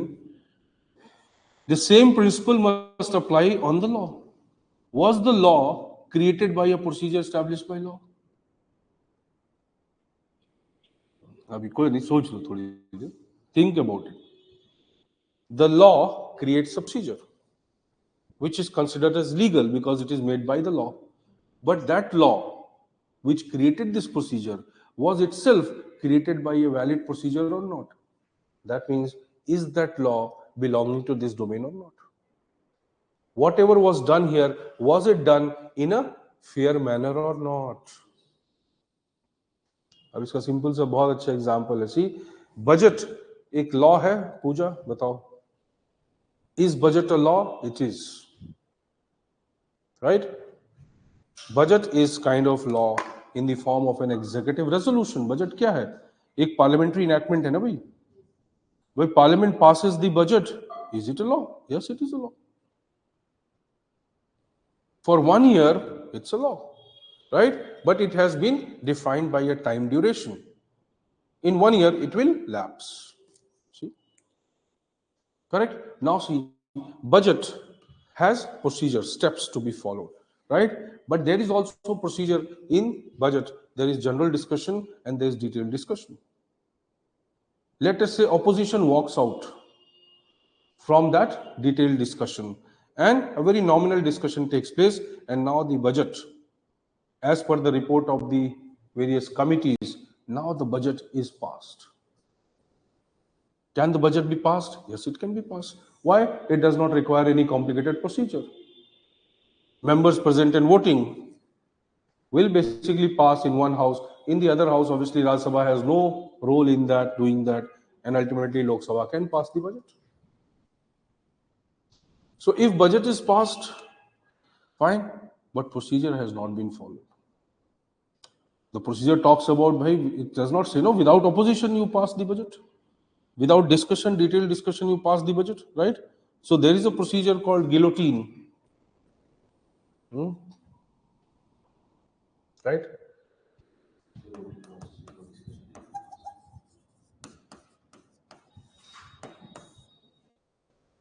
So generally there is a time for passing the budget. There is a time frame given for passing the budget, right? If the budget is not being able to pass in that time frame, then the guillotine is used. Guillotine is a procedure, right, under which whatever has not been discussed as part of the budget, all of that is clubbed together and sent for approval or passage. So it is passed without any discussion, any evaluation, right? So can we say, right, understand? So can we say procedure has not been followed? Even following is a procedure. This is also a procedure, Then we can say that but this, see, try to understand. But this procedure is not the initial procedure. This is just an exception. If that doesn't happen, then the recourse to guillotine will take place. तभी तो होगा ना? पहले ही थोड़ा ना guillotine ले लोगे. Yes, you can say like last resort, correct? So you cannot, in the first instance, go for this. Otherwise, the first day you pass it and say it's fine. Why to waste the time of the parliament? So everything we do through a procedure established by law. But that is also very important to ensure how this law has been made, whether the law which has been made through under which we are making the procedures, under which we are following these steps, right? Whether this law itself is legitimate or not. So even though ordinance, parliamentary enactments, statutory enactments, all are laws in this definition, right? They are not all equal. So we should always try to follow first the highest hierarchy of procedure, right? Then go for the next procedure. So see, the question comes now that whether following the correct procedure, fine? Yeah, Pooja, that is the meaning. It should adhere to all the procedures. That is the meaning of procedure established by law. If any of the procedure is any of the step is bypassed, then it is not a procedure established by law. Right? So if it is bypassed, then what? There is no procedure. If you can give an excuse for bypassing one step, you can give an excuse for bypassing other steps. Right? Exceptions are not allowed here. This is illogical. Right? Let's say, so we have, are you able to understand this part? So we have a procedure established by law. That means by following the correct procedure, by following the given steps, right, we can make a bad law. We can deprive the liberty of people. Preventive detention laws, right, AFSPA, and many other laws that we may enact under this ground, right, Makoka, TADA, UAPA, whatever.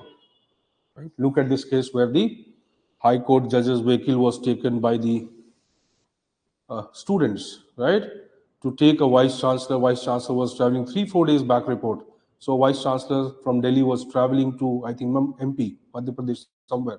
And in between, he gets a heart attack on train. The students stop the train at Indore or somewhere, take that person to the railway station, right? And they take the keys of the High Court judge's car from the driver so that they can take him to, and they did it logical, yes, because if they were traveling in any other car or taxi, they would have faced the traffic. So they took the High Court judge's car so that they can smoothly reach the hospital. They reached the hospital, they could not save him. But now the cases have been filed against those students, right? Robbery, theft, and this, and this, and this. So this debate is going on, right? Being a good Samaritan, well, that is what Supreme Court has given the guideline, no? The Good Samaritan guideline directives, that people who save people on the road, right? They should not be victimized by the police and authorities, right? So see, this is a case study. That should those students be punished, right? They should not be punished. What they found appropriate, they did it, right? So obviously, it is not a question of right and wrong. It is a question of what best could have been done in the given circumstance. यहाँ पे right or wrong का question ही नहीं आता है, because it concerns matter of life and death. CRPC I think 82, section 82 or 81. So if you have to do something illegal also pertaining to saving someone's life or property, then you can do it. Law gives you that discretion under CRPC 82, I think, section 81 or 82. Right? But let's say that now, so if you are following the steps and procedures, then you can make a law which may have a consequence which probably is not good. Right? So there emerges two aspects. One, procedure means literal, the procedures which are given in the law.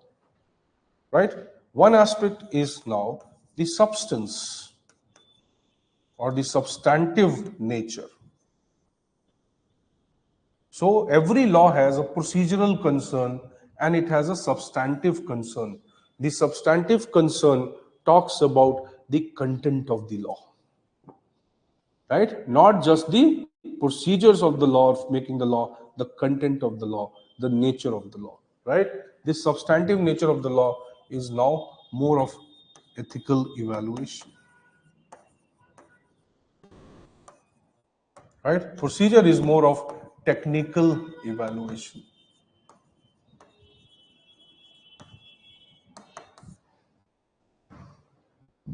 Right? Understanding this logic? So one is more technical evaluation, one is more ethical evaluation. Subject matter, भाई बहुत सारे examples हैं. Subject matter. See, NJC. The Supreme Court struck down NJC. Right? The Supreme Court struck down the unfettered amending powers of the government. See, that is a classical Keshwar and Bharati case, the biggest example of procedure established by law and substantive aspect of law. Right? So by following the correct procedure under Article 368, you cannot violate the spirit of the Constitution. Procedurally, you are correct, fine, but substantively, intent-wise, right, or the nature-wise, you are not correct. Many laws are like that, right? Many of the laws have been declared void by the court on those grounds, right? So imagine this way, that now procedure established by law has two aspects, technical, substantive, right? So initially, right, our judiciary was not much concerned about the substantive aspect of law because it was a fledgling democracy, a just evolving democracy with unestablished or slowly getting established the relationship between different organs of the state. So when you see initial judgments of the court, right, Shankari Prasad, Shamsher Singh, right, and likewise Ram Kapoor Jawaya, or later on, what is that, A.K. Gopalan, Golaknath case, right? So A.K. Gopalan to Golaknath, a lot of transition takes place, 1950 to 1967, right? If you see the initial judgments or land reform judgments, so, or 9th schedule, right? First Amendment. So when you see this, when you see that judiciary or judicial interpretation or judicial role was more in evaluation of the procedure established by law. So then the judiciary had focused mainly on the literal interpretation.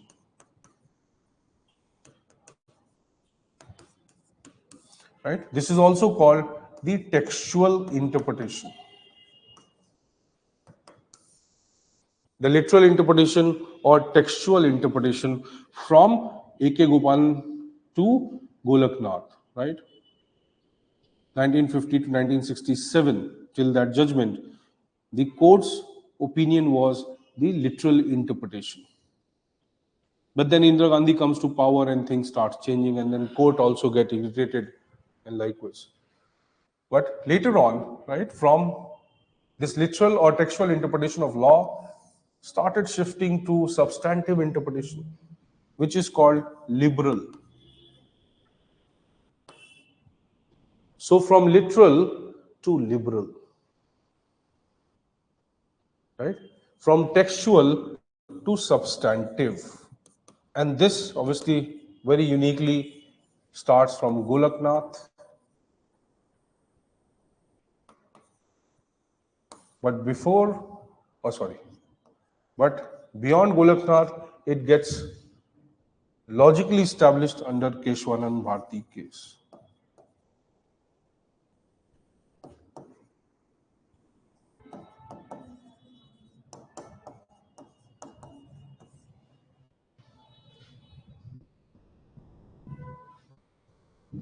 Keshwanand Bharti case, right? Where the concept of basic structure emerges, or doctrine of basic structure emerges. But what changes here? See, now I was talking about this only. Now here, it was realized, it was asked, told, or it was said that the Constitutional Amendment Act, or the powers of the legislature or the executive under Constitutional Amendment Act Constitutional Amendment Procedure Article 368 is not absolute. Obviously, one judge was, basically this was a 13-judge bench, right? So 6 judges were against and 7 were in favor.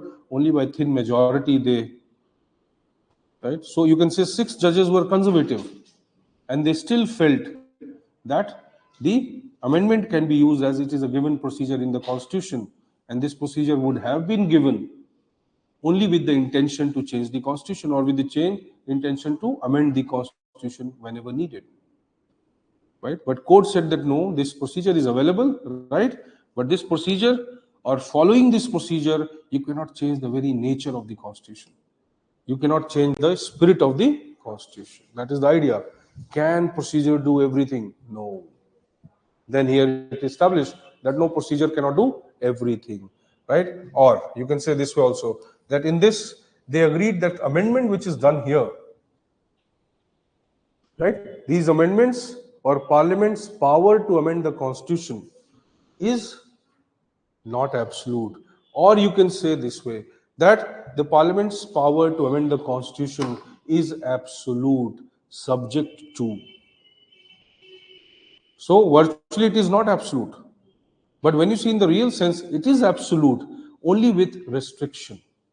This restriction is not defined, this restriction is not conclusive, and that is why we can say the power, or amending power of the Parliament under 368 is not absolute. Why?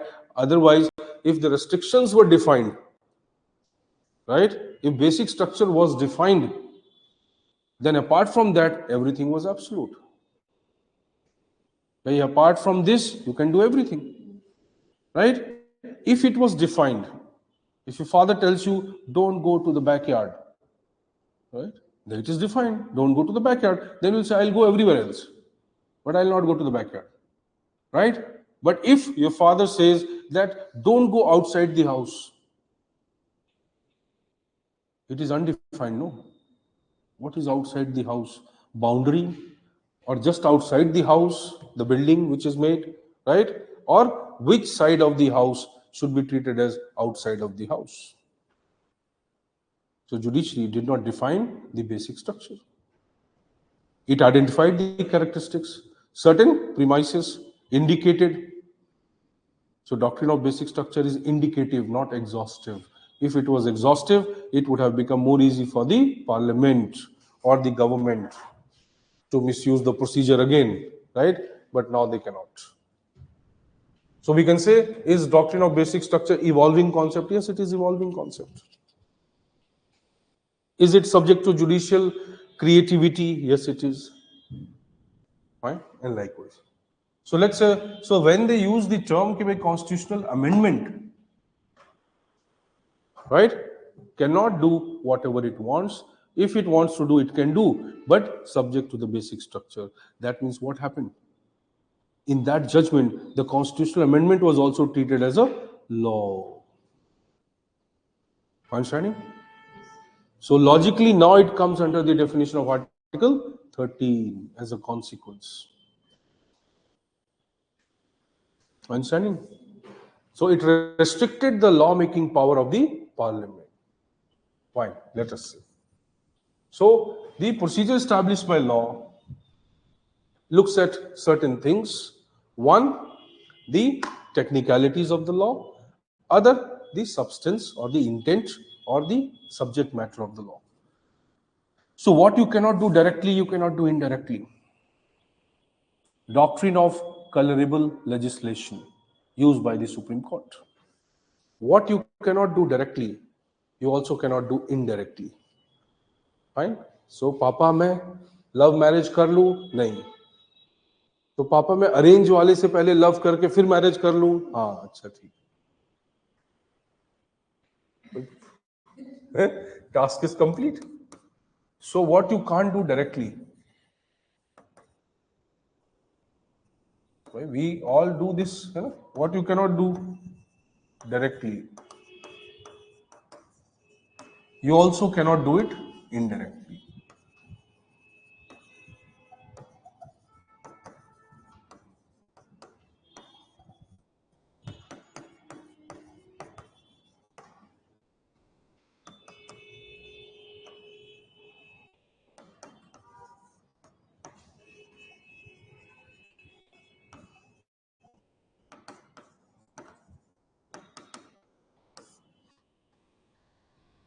Fine. Then they use doctrine of pith and substance. You heard of? What is it?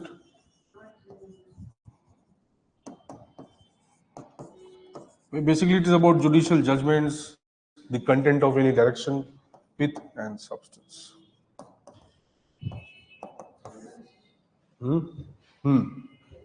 Pith is more about the conclusion, right? The substance is more about the internal nature. But we'll talk about all this, don't worry. But just for sake, directly you can understand that one doctrine says doctrine of colorable legislation used by judiciary to review what? Law. What you cannot do directly, you cannot do indirectly, right? You cannot oppress your citizens directly, you cannot oppress them indirectly also. Right? That is why there is always a review of those laws which are made under preventive detention. Right. So this somewhere also restricts the misuse of procedure established by law. So by following correct procedure, can you make a wrong law? No. Right? If you want to make a wrong law, that means your intent is not correct. Right? So by manipulating the system, you cannot do that. Right? If you want to make a law which restricts the liberties of the citizens, you cannot do it indirectly also, because then we'll understand the substance of the law. Understanding? So procedure established by law as a concept has evolved.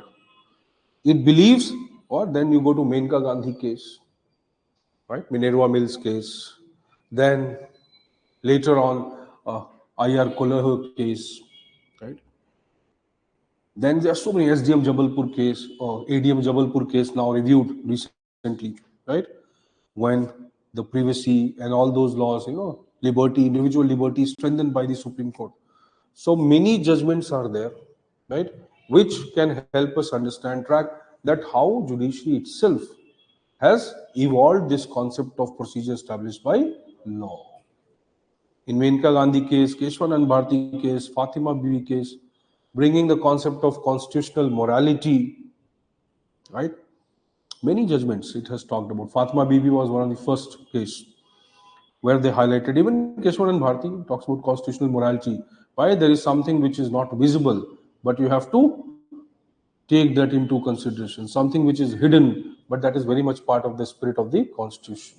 So they reviewed it that way. So now you can say that, yes, the situation is that we follow the procedure established by law, but it is no more the textual or literal interpretation of the law. It has moved beyond that liberal interpretation, right? On the other hand, see, the concept of due process, right? The concept of due process,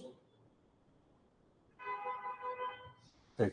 Concept of due process. Now, due process is more visible in countries like UK, USA, right?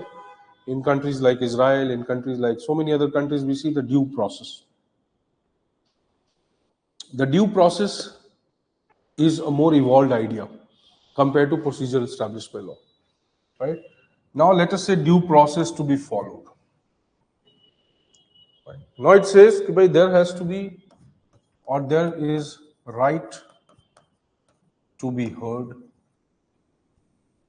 fine, fair trial,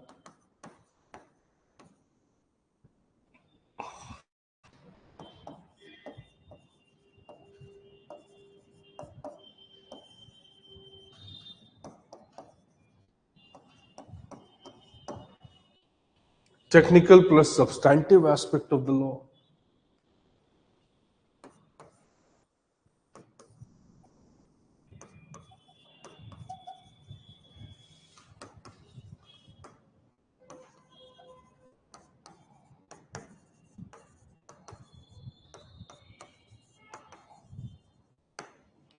Not only the content, but also the spirit of law.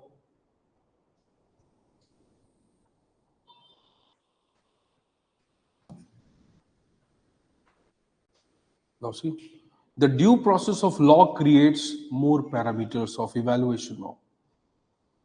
Procedure is just one of them, technical aspect. So, due process became quite influential in jurisprudence or legal jurisprudence or philosophy of US legal system. So, US judiciary, right? Uh, you can say long back, 200 years, 150 years back, maybe more than that. The concept of judicial review, 200 almost. Marbury versus Madison, Robert versus Wade, right? And there are several judgments, right, where you'll find the concept of judicial review emerges, concept of public interest litigation emerges, right? And likewise. So what they did, they started this, what you can say, judicial activism, where they not only now, because they have a strict separation of power, it is easy for them. We don't have, it is not that easy for us, right? But let us say that way. So they started, or judiciary started taking active interest in protecting the life, liberties, freedoms of the citizens. In fact, that country provided for absolute freedoms or fundamental freedoms or absolute fundamental rights, right, which cannot be restricted by the state. In our condition, it is not so. So they had absolute fundamental rights. This also somewhere provided immense scope to the judiciary to protect the rights of people, to restrict the role of state. How the state will take over the freedoms of the people, how the state will obstruct the liberties of the people by a law. It's a rule of law system. It cannot do it arbitrarily, no. So by making a law, or making a complicated law, making an indirect law, whatever be the nature, it doesn't matter. The state can only do something by making a law. Right? So even they somewhere were making the laws, but by through those laws, they were trying to now exploit, or let us say, undermine the rights of the citizens, especially when you see racial discrimination and all that was happening. So judiciary came to the rescue. What it did now? Now it started interpreting. Because in their jurisprudence, you understand jurisprudence? We have talked about this in PubMed also. क्या है? Juris plus prudence. Jurisprudence, legal wisdom, legal philosophy. Right? Don't keep forgetting, like Legal wisdom, legal philosophy. Don't become Ghazni, Amir Khan of Ghazni. Her 15 minute में photo लेके घूमना पड़ेगा, है कि नहीं? UPSC में अलाउ नहीं करेगा, then what will happen? So logically the jurisprudence or the legal philosophy, the legal wisdom that emerged in US, now that somewhere focused on this idea also, that the law, the state cannot violate the fundamental rights of the citizens because it is given absolutely by the constitution. But what can state do? State can do things indirectly, what it cannot do directly. How it can do it? In the name of national security, in the name of homeland security. They created a department of homeland security. That simply means internal security. What else? Right? भाई वहां भी बहुत सारे conflicts हैं, right? But US में generally ऐसे separatist नहीं है, इंसर्जेंट्स नहीं है, राइट? डायरेक्ट ऐसे टेररिस्ट थ्रेट नहीं है, but not like neighbouring countries harbouring terrorist, right? It's not like that. Plus, it has natural protection, right? It's a littoral state. What is a littoral state?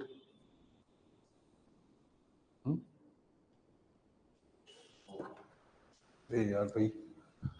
Fine.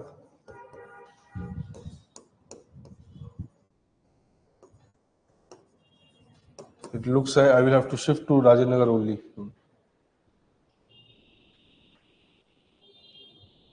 Right? So that you cannot go and then I also cannot go.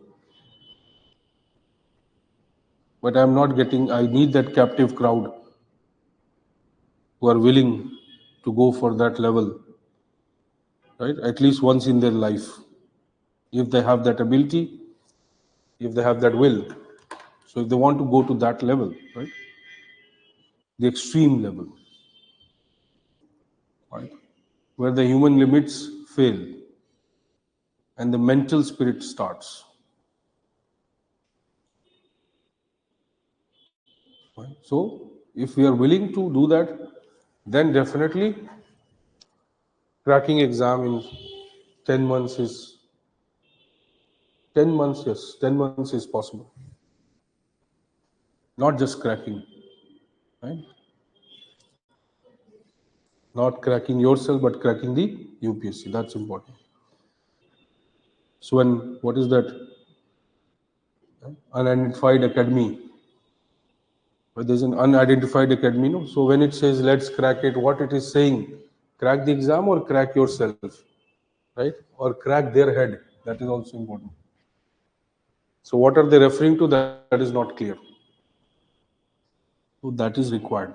Littoral states are those states, fine, that have water around them. Coastal. Right? Water creates natural protection, but it also creates vulnerability. You need to spend a lot of money. Coastal security is not a small, it cannot be done in a small budget, right? So, but see, they have different conditions, no doubt. But it was realized that fine, the judiciary's role, because of separation of power, the judiciary had a lot of influence, and judiciary had a lot of activity or active role to play, and judiciary started taking upon itself the protection of fundamental rights. So in their constitution, there is a provision that you cannot violate the fundamental rights of the people, right? All the rights are justiciable, but in case, right, there's no restriction. But it says that if there are certain situations, then the state will acquire its sovereignty. Understanding? Abhi humne likha. Sovereignty will become an exception for the rule of law and fundamental rights. If fundamental rights are absolute, but in case there is an emergency, the state acquires the sovereign power. The sovereign power somewhere undermines your individual liberties and freedom. Okay, so they also have a doctrine, a principle, on which the state or government in US can acquire that power where it can violate the fundamental rights. And still people cannot go to the court, but there are very few grounds only on that. Unlike us, where there are reasonable restrictions already mentioned. Fine. So the courts there now started evaluating, understanding, assessing the laws made by the legislatures, right, or orders given by the executive based on this broad interpretation that whether the law or the procedures established legally they conform to two tests. One test is what? The reasonableness, the doctrine of reasonableness. What is reasonableness? Right? It should the laws, procedures which are created, they must conform. If you are restricting the fundamental right, then reasonableness, right? Reasonableness means Should be accepted. accepted means you can say that Ground should be clear. And that should be justified. correct, right? See, like I said, you cannot or you don't need to use sword where you can use a pin. Fine. So is this restriction, is the law which has been made, is it reasonable enough with the purpose which it has to serve? The means or the mechanisms used are reasonable enough with the purpose which needs to be served. Unreasonable means nahi use kar sakte. Try to understand, you cannot control violence by killing people. The state cannot stop violence by being violent. It's not reasonable. Are you understanding? You cannot give death sentence unless the situation is exceptional. That is reasonableness. Fine. Then proportionality.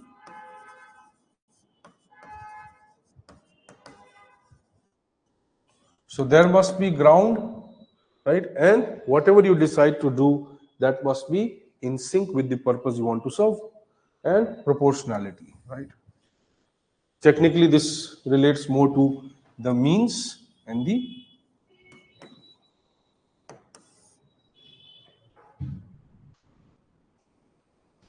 that what end you want to achieve, what means, are they in correlation with this lot, are they proportional to each other or not, right? You cannot use such a big means to achieve such a small end, right? You cannot use such means which may also be manipulated for certain other ends. Are you getting? So there should be reasonable or reasonable ground, reasonable mechanism, right? This mechanism must come with a certain means. The means must be fair with respect to the end, proportional with respect to the end. Right. So when you say serious offense, heinous offense, offense against women and child should be treated as heinous offense, what are you doing? You're trying to create a, right? First, you're trying to create reasonable ground, women, children, heinous, right? And then you're giving a proportional punishment. Yes, fair plus it must be logical with the objective to be served. Right? It should be in sync with the objective to be served. It should seem to be the best in relation to the goal you want to achieve. Rationality, Weber's rationality, right? That is the idea. Legal rational system. Even that should be one of the best means to serve the end that you want to achieve. Right? That. And then the test is of the nexus also. Though reasonableness and nexus enters into this reasonableness. Nexus means that uh, reasonable nexus, what you intend to do, whether you will be able to do what you want to do through the means that you want to achieve, will you be able to create the consequence? No. See, all. If you are trying to control crime, then the means that you are using, the means and the purpose of controlling the crime or the nature of crime you want to control must have relationship, right? The crime must be reasonable enough, or it must be a ground enough for creating, say, this mechanism. Reasonableness, proportionality, right? Nexus means that whatever we intend to do, how we are intending to do, will it be able to create the consequence we desire,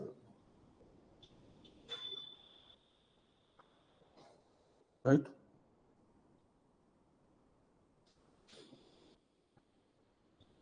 Because sometimes we make law, but we lose the essence of the law. We only think this law will lead to this, right? But there does not seem a reasonable nexus between them, what we are trying to say, what we are making, and what exactly we want to do.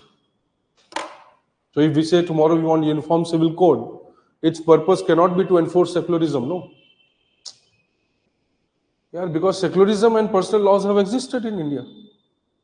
There does not seem to be a reasonable nexus between uniform civil code and the purpose of secularism, right? And why will state do it? Because secularism itself says state should not intervene into the person's field. There is no nexus between them by what you are trying to do and what exactly you want to achieve. कोई दिख ही नहीं रहा दूर तक. Fine. So they started or initiated this interpretations, and that came to be called, or that is referred to as due process of law. So due process of law had certain elements, like I said, and it somewhere tries to find out not only the technicalities of the law, but also the purpose, the intent, and the real meaning behind doing something. So you can say the spirit of law, right? The purpose of law, the substantive nature of law, the direct indirect relationship, all are explored under due process. So in India, after Keshwan and Bharti case, right, Menka Gandhi case, Golaknath case, we see the trend in judiciary emerging towards borrowing or implying the due process concept, right? Though we cannot say that legally, constitutionally, we have become due process. No, we are moving towards due process through judicial interpretation. So judicial review or judicial activism is enhancing that due process nature.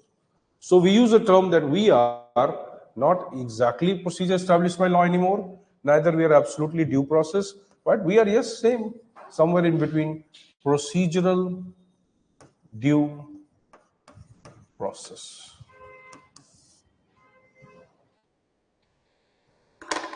So many of the judgments, right, related to right to privacy, or you'll see triple talaq or LGBT, many of these judgments now seem to be quite progressive, right? Except the certain judgments which, right, somewhere seem like 370 also. It's progressive, right? But then again, it leaves the room for interpretation and interpretation. Whether 370 exists or not, not clarity. Right? What was done to the 370? Accepted. How it was done? Accepted. But what was the direct impact? Not accepted. The Supreme Court says you have to go for elections. You must conduct free and fair elections as far as possible, right? So, yes. So having a legislative assembly, right, is mandatory for J&K under 370. So one provision seems to be visible, right? Then technically you cannot downgrade the stature of the state. If you read Article 2, Article 3, right? We'll talk about that, union and territory. So many of the judgments you'll find that we are moving towards this, judicial activism and reviews have increased, right? So all this debate ultimately is done, why? Because we believe that whatever modern political systems we are following, the democracy that we are using, right, the concepts that we are using, separation of power, right, or rule of law, or due process, or procedure established by law, right, or any kind of accountability mechanism, whatever we are doing, ultimately what is the purpose? The purpose is how to make our constitutions more effective, right? How to to make constitutions effective and how to achieve good governance. Correct? Right? How to improve the accountability, the ethical and moral role of these institutions in the society. So how to increase the trust of those who are being governed, right, in relation to those who are governing them. यही तो purpose ultimately. So everything that we intend to do zeroes down to the philosophy of constitutionalism.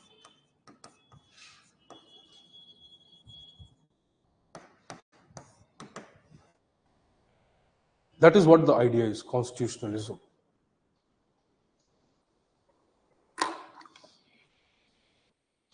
Yeah. So when Dr. Ambedkar said by constitutions are organic documents, Indian constitution is evolving concept, right? It is legal, human. It is a constitution which is going to impact the social democracy in this country. So he had treated our constitution or the basic philosophy behind the constitution, right, emerging from constitutionalism. So constitutionalism क्या है? Philosophy.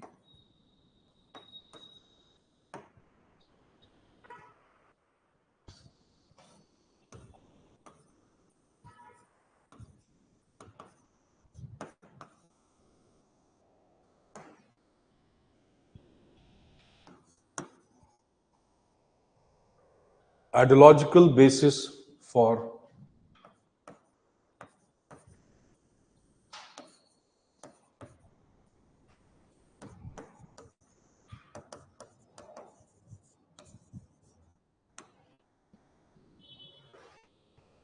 modern liberal political systems.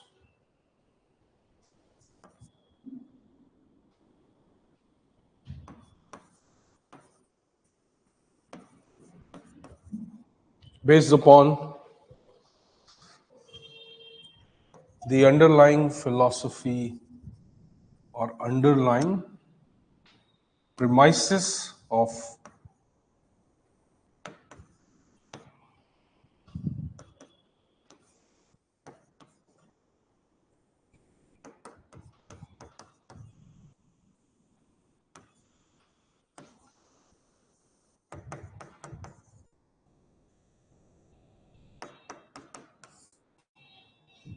liberty, freedom, and individuality.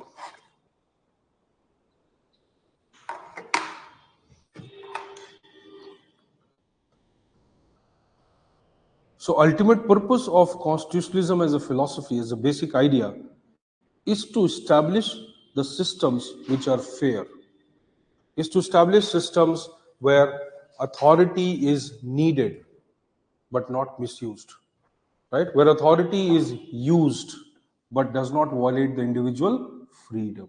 That is the philosophy of constitutionalism.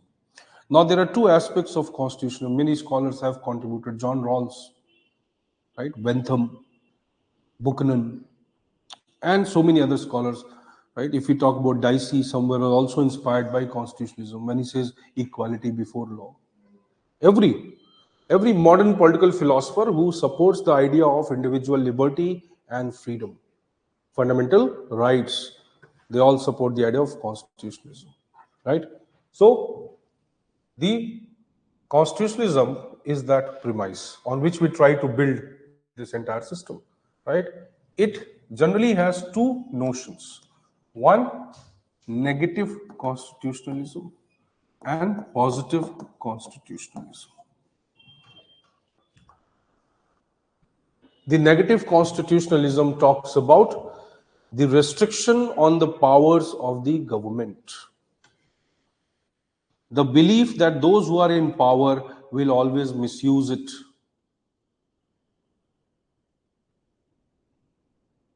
Right? They will always misuse it. And so there must be restriction on the powers of those who have them. So all those people who are sitting in the authority, right? Their authority must be restricted, regulated, controlled. So the concept of limited government is a kind of negative constitutionalism. Limited government. Limitations on the government. Technically, if you see, the government is a limitation on the citizen. That is what the logic of government is, right? But that is considered to be arbitrary. So the basic philosophy under which, or constitutionalism, basic philosophy of constitutionalism says that why we are creating these institutions of power, so that they can serve the society, not rule the society. Are you getting? That is the idea. So negative constitutionalism always feels that those who are in authority, they are going to violate it. So we must restrict them, restrict them, restrict them. Now this is a very interesting debate. Judicial review, negative constitutionalism है भाई. Judicial activism, negative constitution. Judicial interference, वो भी negative constitutionalism है. Fine. People filing cases against the government, negative constitutionalism. Right? Technical belief is what? The idea is government is misusing the authority, violating the rights of the people. Right? Fundamental rights. Negative hai bhai. Why it is established? It is created primarily for the purpose or on the belief that those who are in power will violate power. Right? So somewhere, one aspect of fundamental right is to restrict the power, the authority of those who have authority. Because see, it fundamentally violates this basic idea, this common sense, that why have you given authority to someone when you have to regulate that someone? Otherwise, it seems illogical, no? That why to give authority at all to collector when you have to regulate collector? So negative constitutionalism says that no. Our belief is that anybody who is having the authority, right, will misuse the authority. So we don't trust them and we have to restrict them. Right? Positive constitutionalism has a different viewpoint. It's the same thing, lekin do views hai, right? One says that yes, power has been given, so power has been given in such a manner that it will be able to perform functions for the society. In the absence of authority or power, the functions of the society cannot be served. Now, it is not taking a negative aspect. It is saying, see, we have to give authority because they have to serve society. If society needs to be served, the authority has to be given. So it views the power in a positive manner, that power will transform the society. So constitutionalism says, or positive constitutionalism says, that give that much of power which is needed to do the objective finish. Right? Don't to restrict too much, but don't give too much of power. Power ही मत दो उतना कि misuse का problem हो. Right? But negative constitutionalism says, whatever power you give, there will always be misuse. So when you say, what is the idea of constitutionalism? Yes, it is the idea which says that the systems of power have tendency of corruption, but they are necessary to govern, right?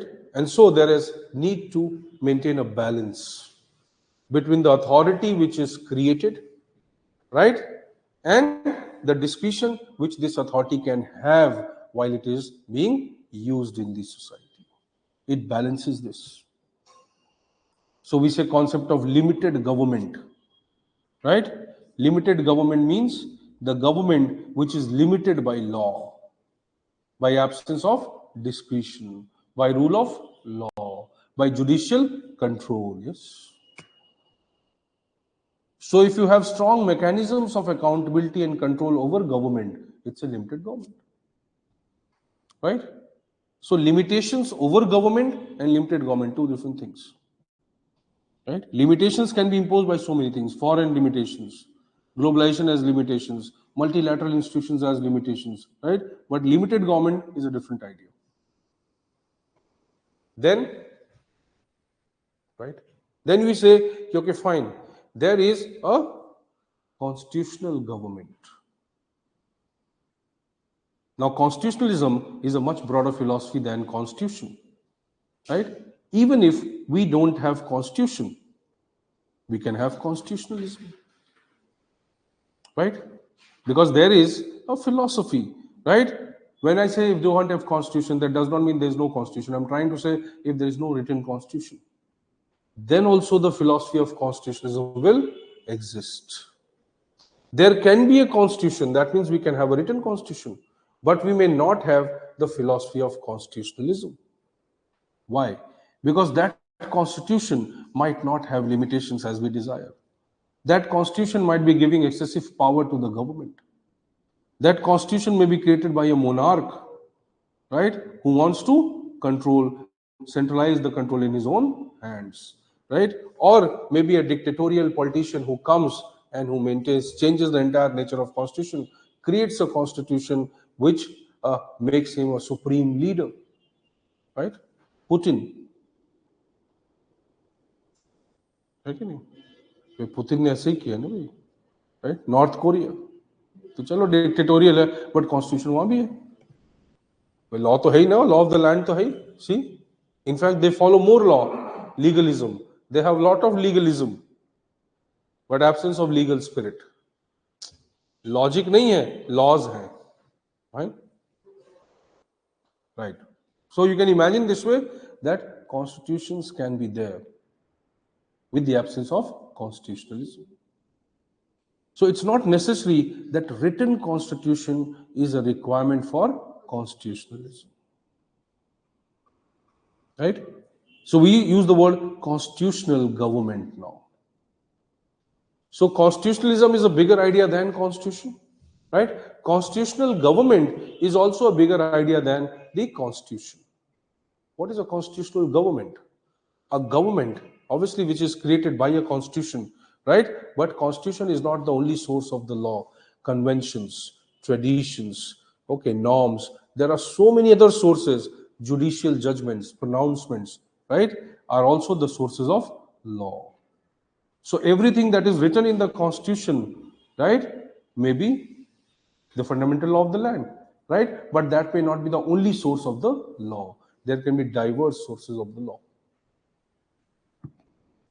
So we can say a constitutional government is one which has constitution as one of the sources of law.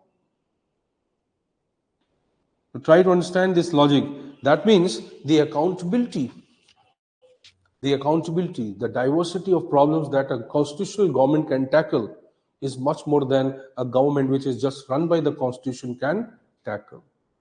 A government run by the constitution and a constitutional government are different, right? A government run by the constitution may mean only the constitution. Yeah, only the constitution, right? It has one sacred document as the source of everything, right? Whereas constitutional government says that how can one book or only one source be the only source for the laws? There can be multiple sources. So society's history, past, traditions, many things, right? Obviously, constitution does not talk about personal laws in India, but they exist, no? Where is personal law written in the constitution? It's not written anywhere, no? Right? But it exists. So we have constitution plus other sources of law, right? Under which the society and the institutions run. That is the concept of constitutional government.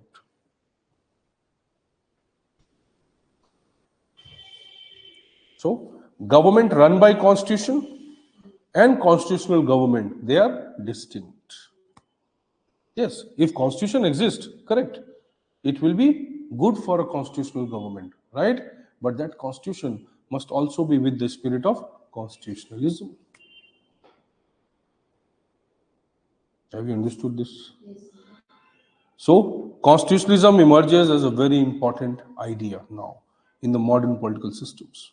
Whatever we do today, we do it in the spirit of constitutionalism, right? And in general, you will believe and you will understand also that most of the society had a negative perspective towards the government, or most of these ideas are based on negative constitutionalism. That government by its very nature is exploitative. Police by its very nature is exploitative. The government likes or has the tendency to misuse the authority to exercise the power. Right? So every time we believe that way, and that is why we are always looking for the ways and means to control the government, right? That is the concern, prime concern of the study of administrative law. Administrative law.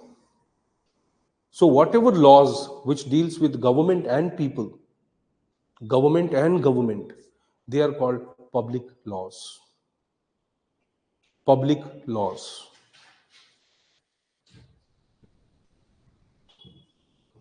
Right? Civil, criminal, administrative, and all those public laws.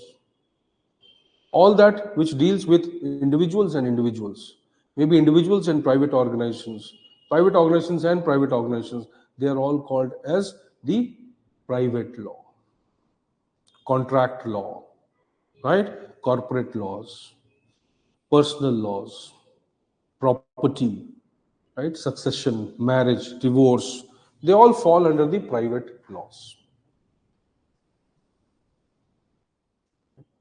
Understanding?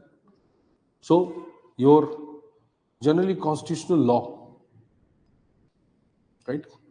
It deals with many of the laws apart from just the constitution. Right? And constitutionalism impacts everything, right?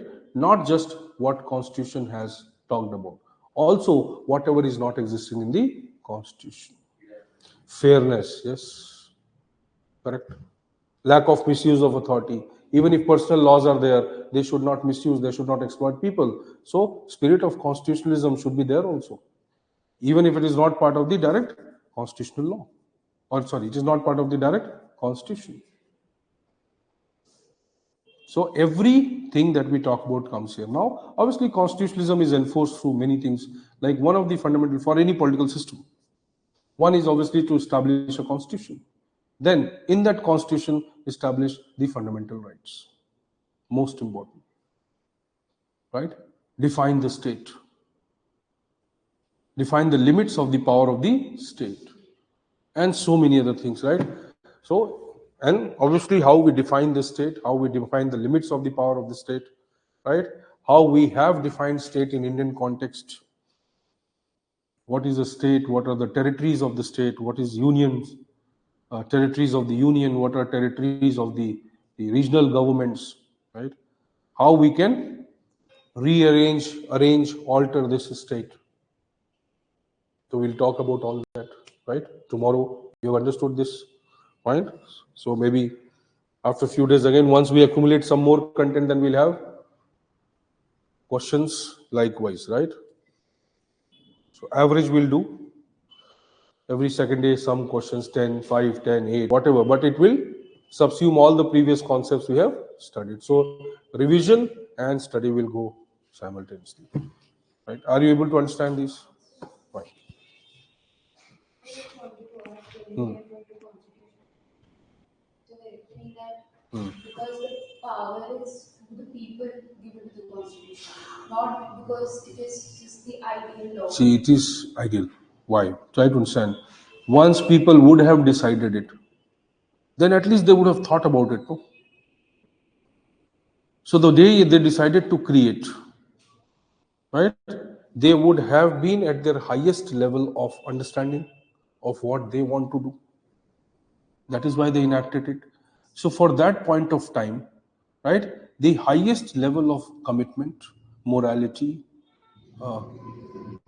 or you say collective will, consciousness, everything must be mixed and written in the constitution. Right? So that is why we say it has a sacrosanct aspect. That whatever the peak aspects that people wanted to have at that point of time, they put it in constitution. So it was the apex of their intellect and understanding at that point of time, and obviously the utility. Once the people collectively decide, then we do not or we cannot allow anyone to go and obstruct it, change it, manipulate it. That is why that's sacrosanct.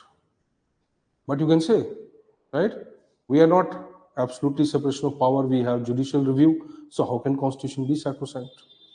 Right? So here sacrosanct does not mean a divine book, right, or a Bible or Gita. It does not mean that, right? But it means that all the power, right, which exist in society, right, will flow back to the society from the constitution. And time and again, the society will modify the constitution. But who will do it? The society, not the individuals. So when you say sacrosanct, you do not mean pure in the ideal sense. You only mean that yes, changing it, modifying it is quite difficult, if not impossible. That is the idea. You can say that way, but see, people have to be represented through some means, no? The representation of people should be done through a concrete means. Yeah.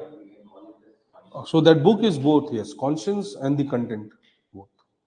Yes, that book is now the people, right?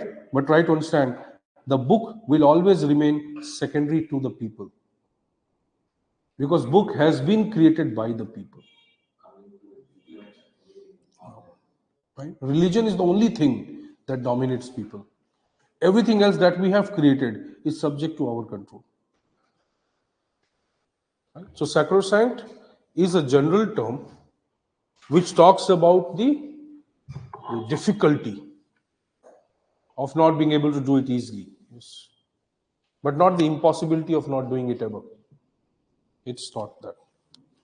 Fine, see you then. Tomorrow we'll have same time. Today we got delayed.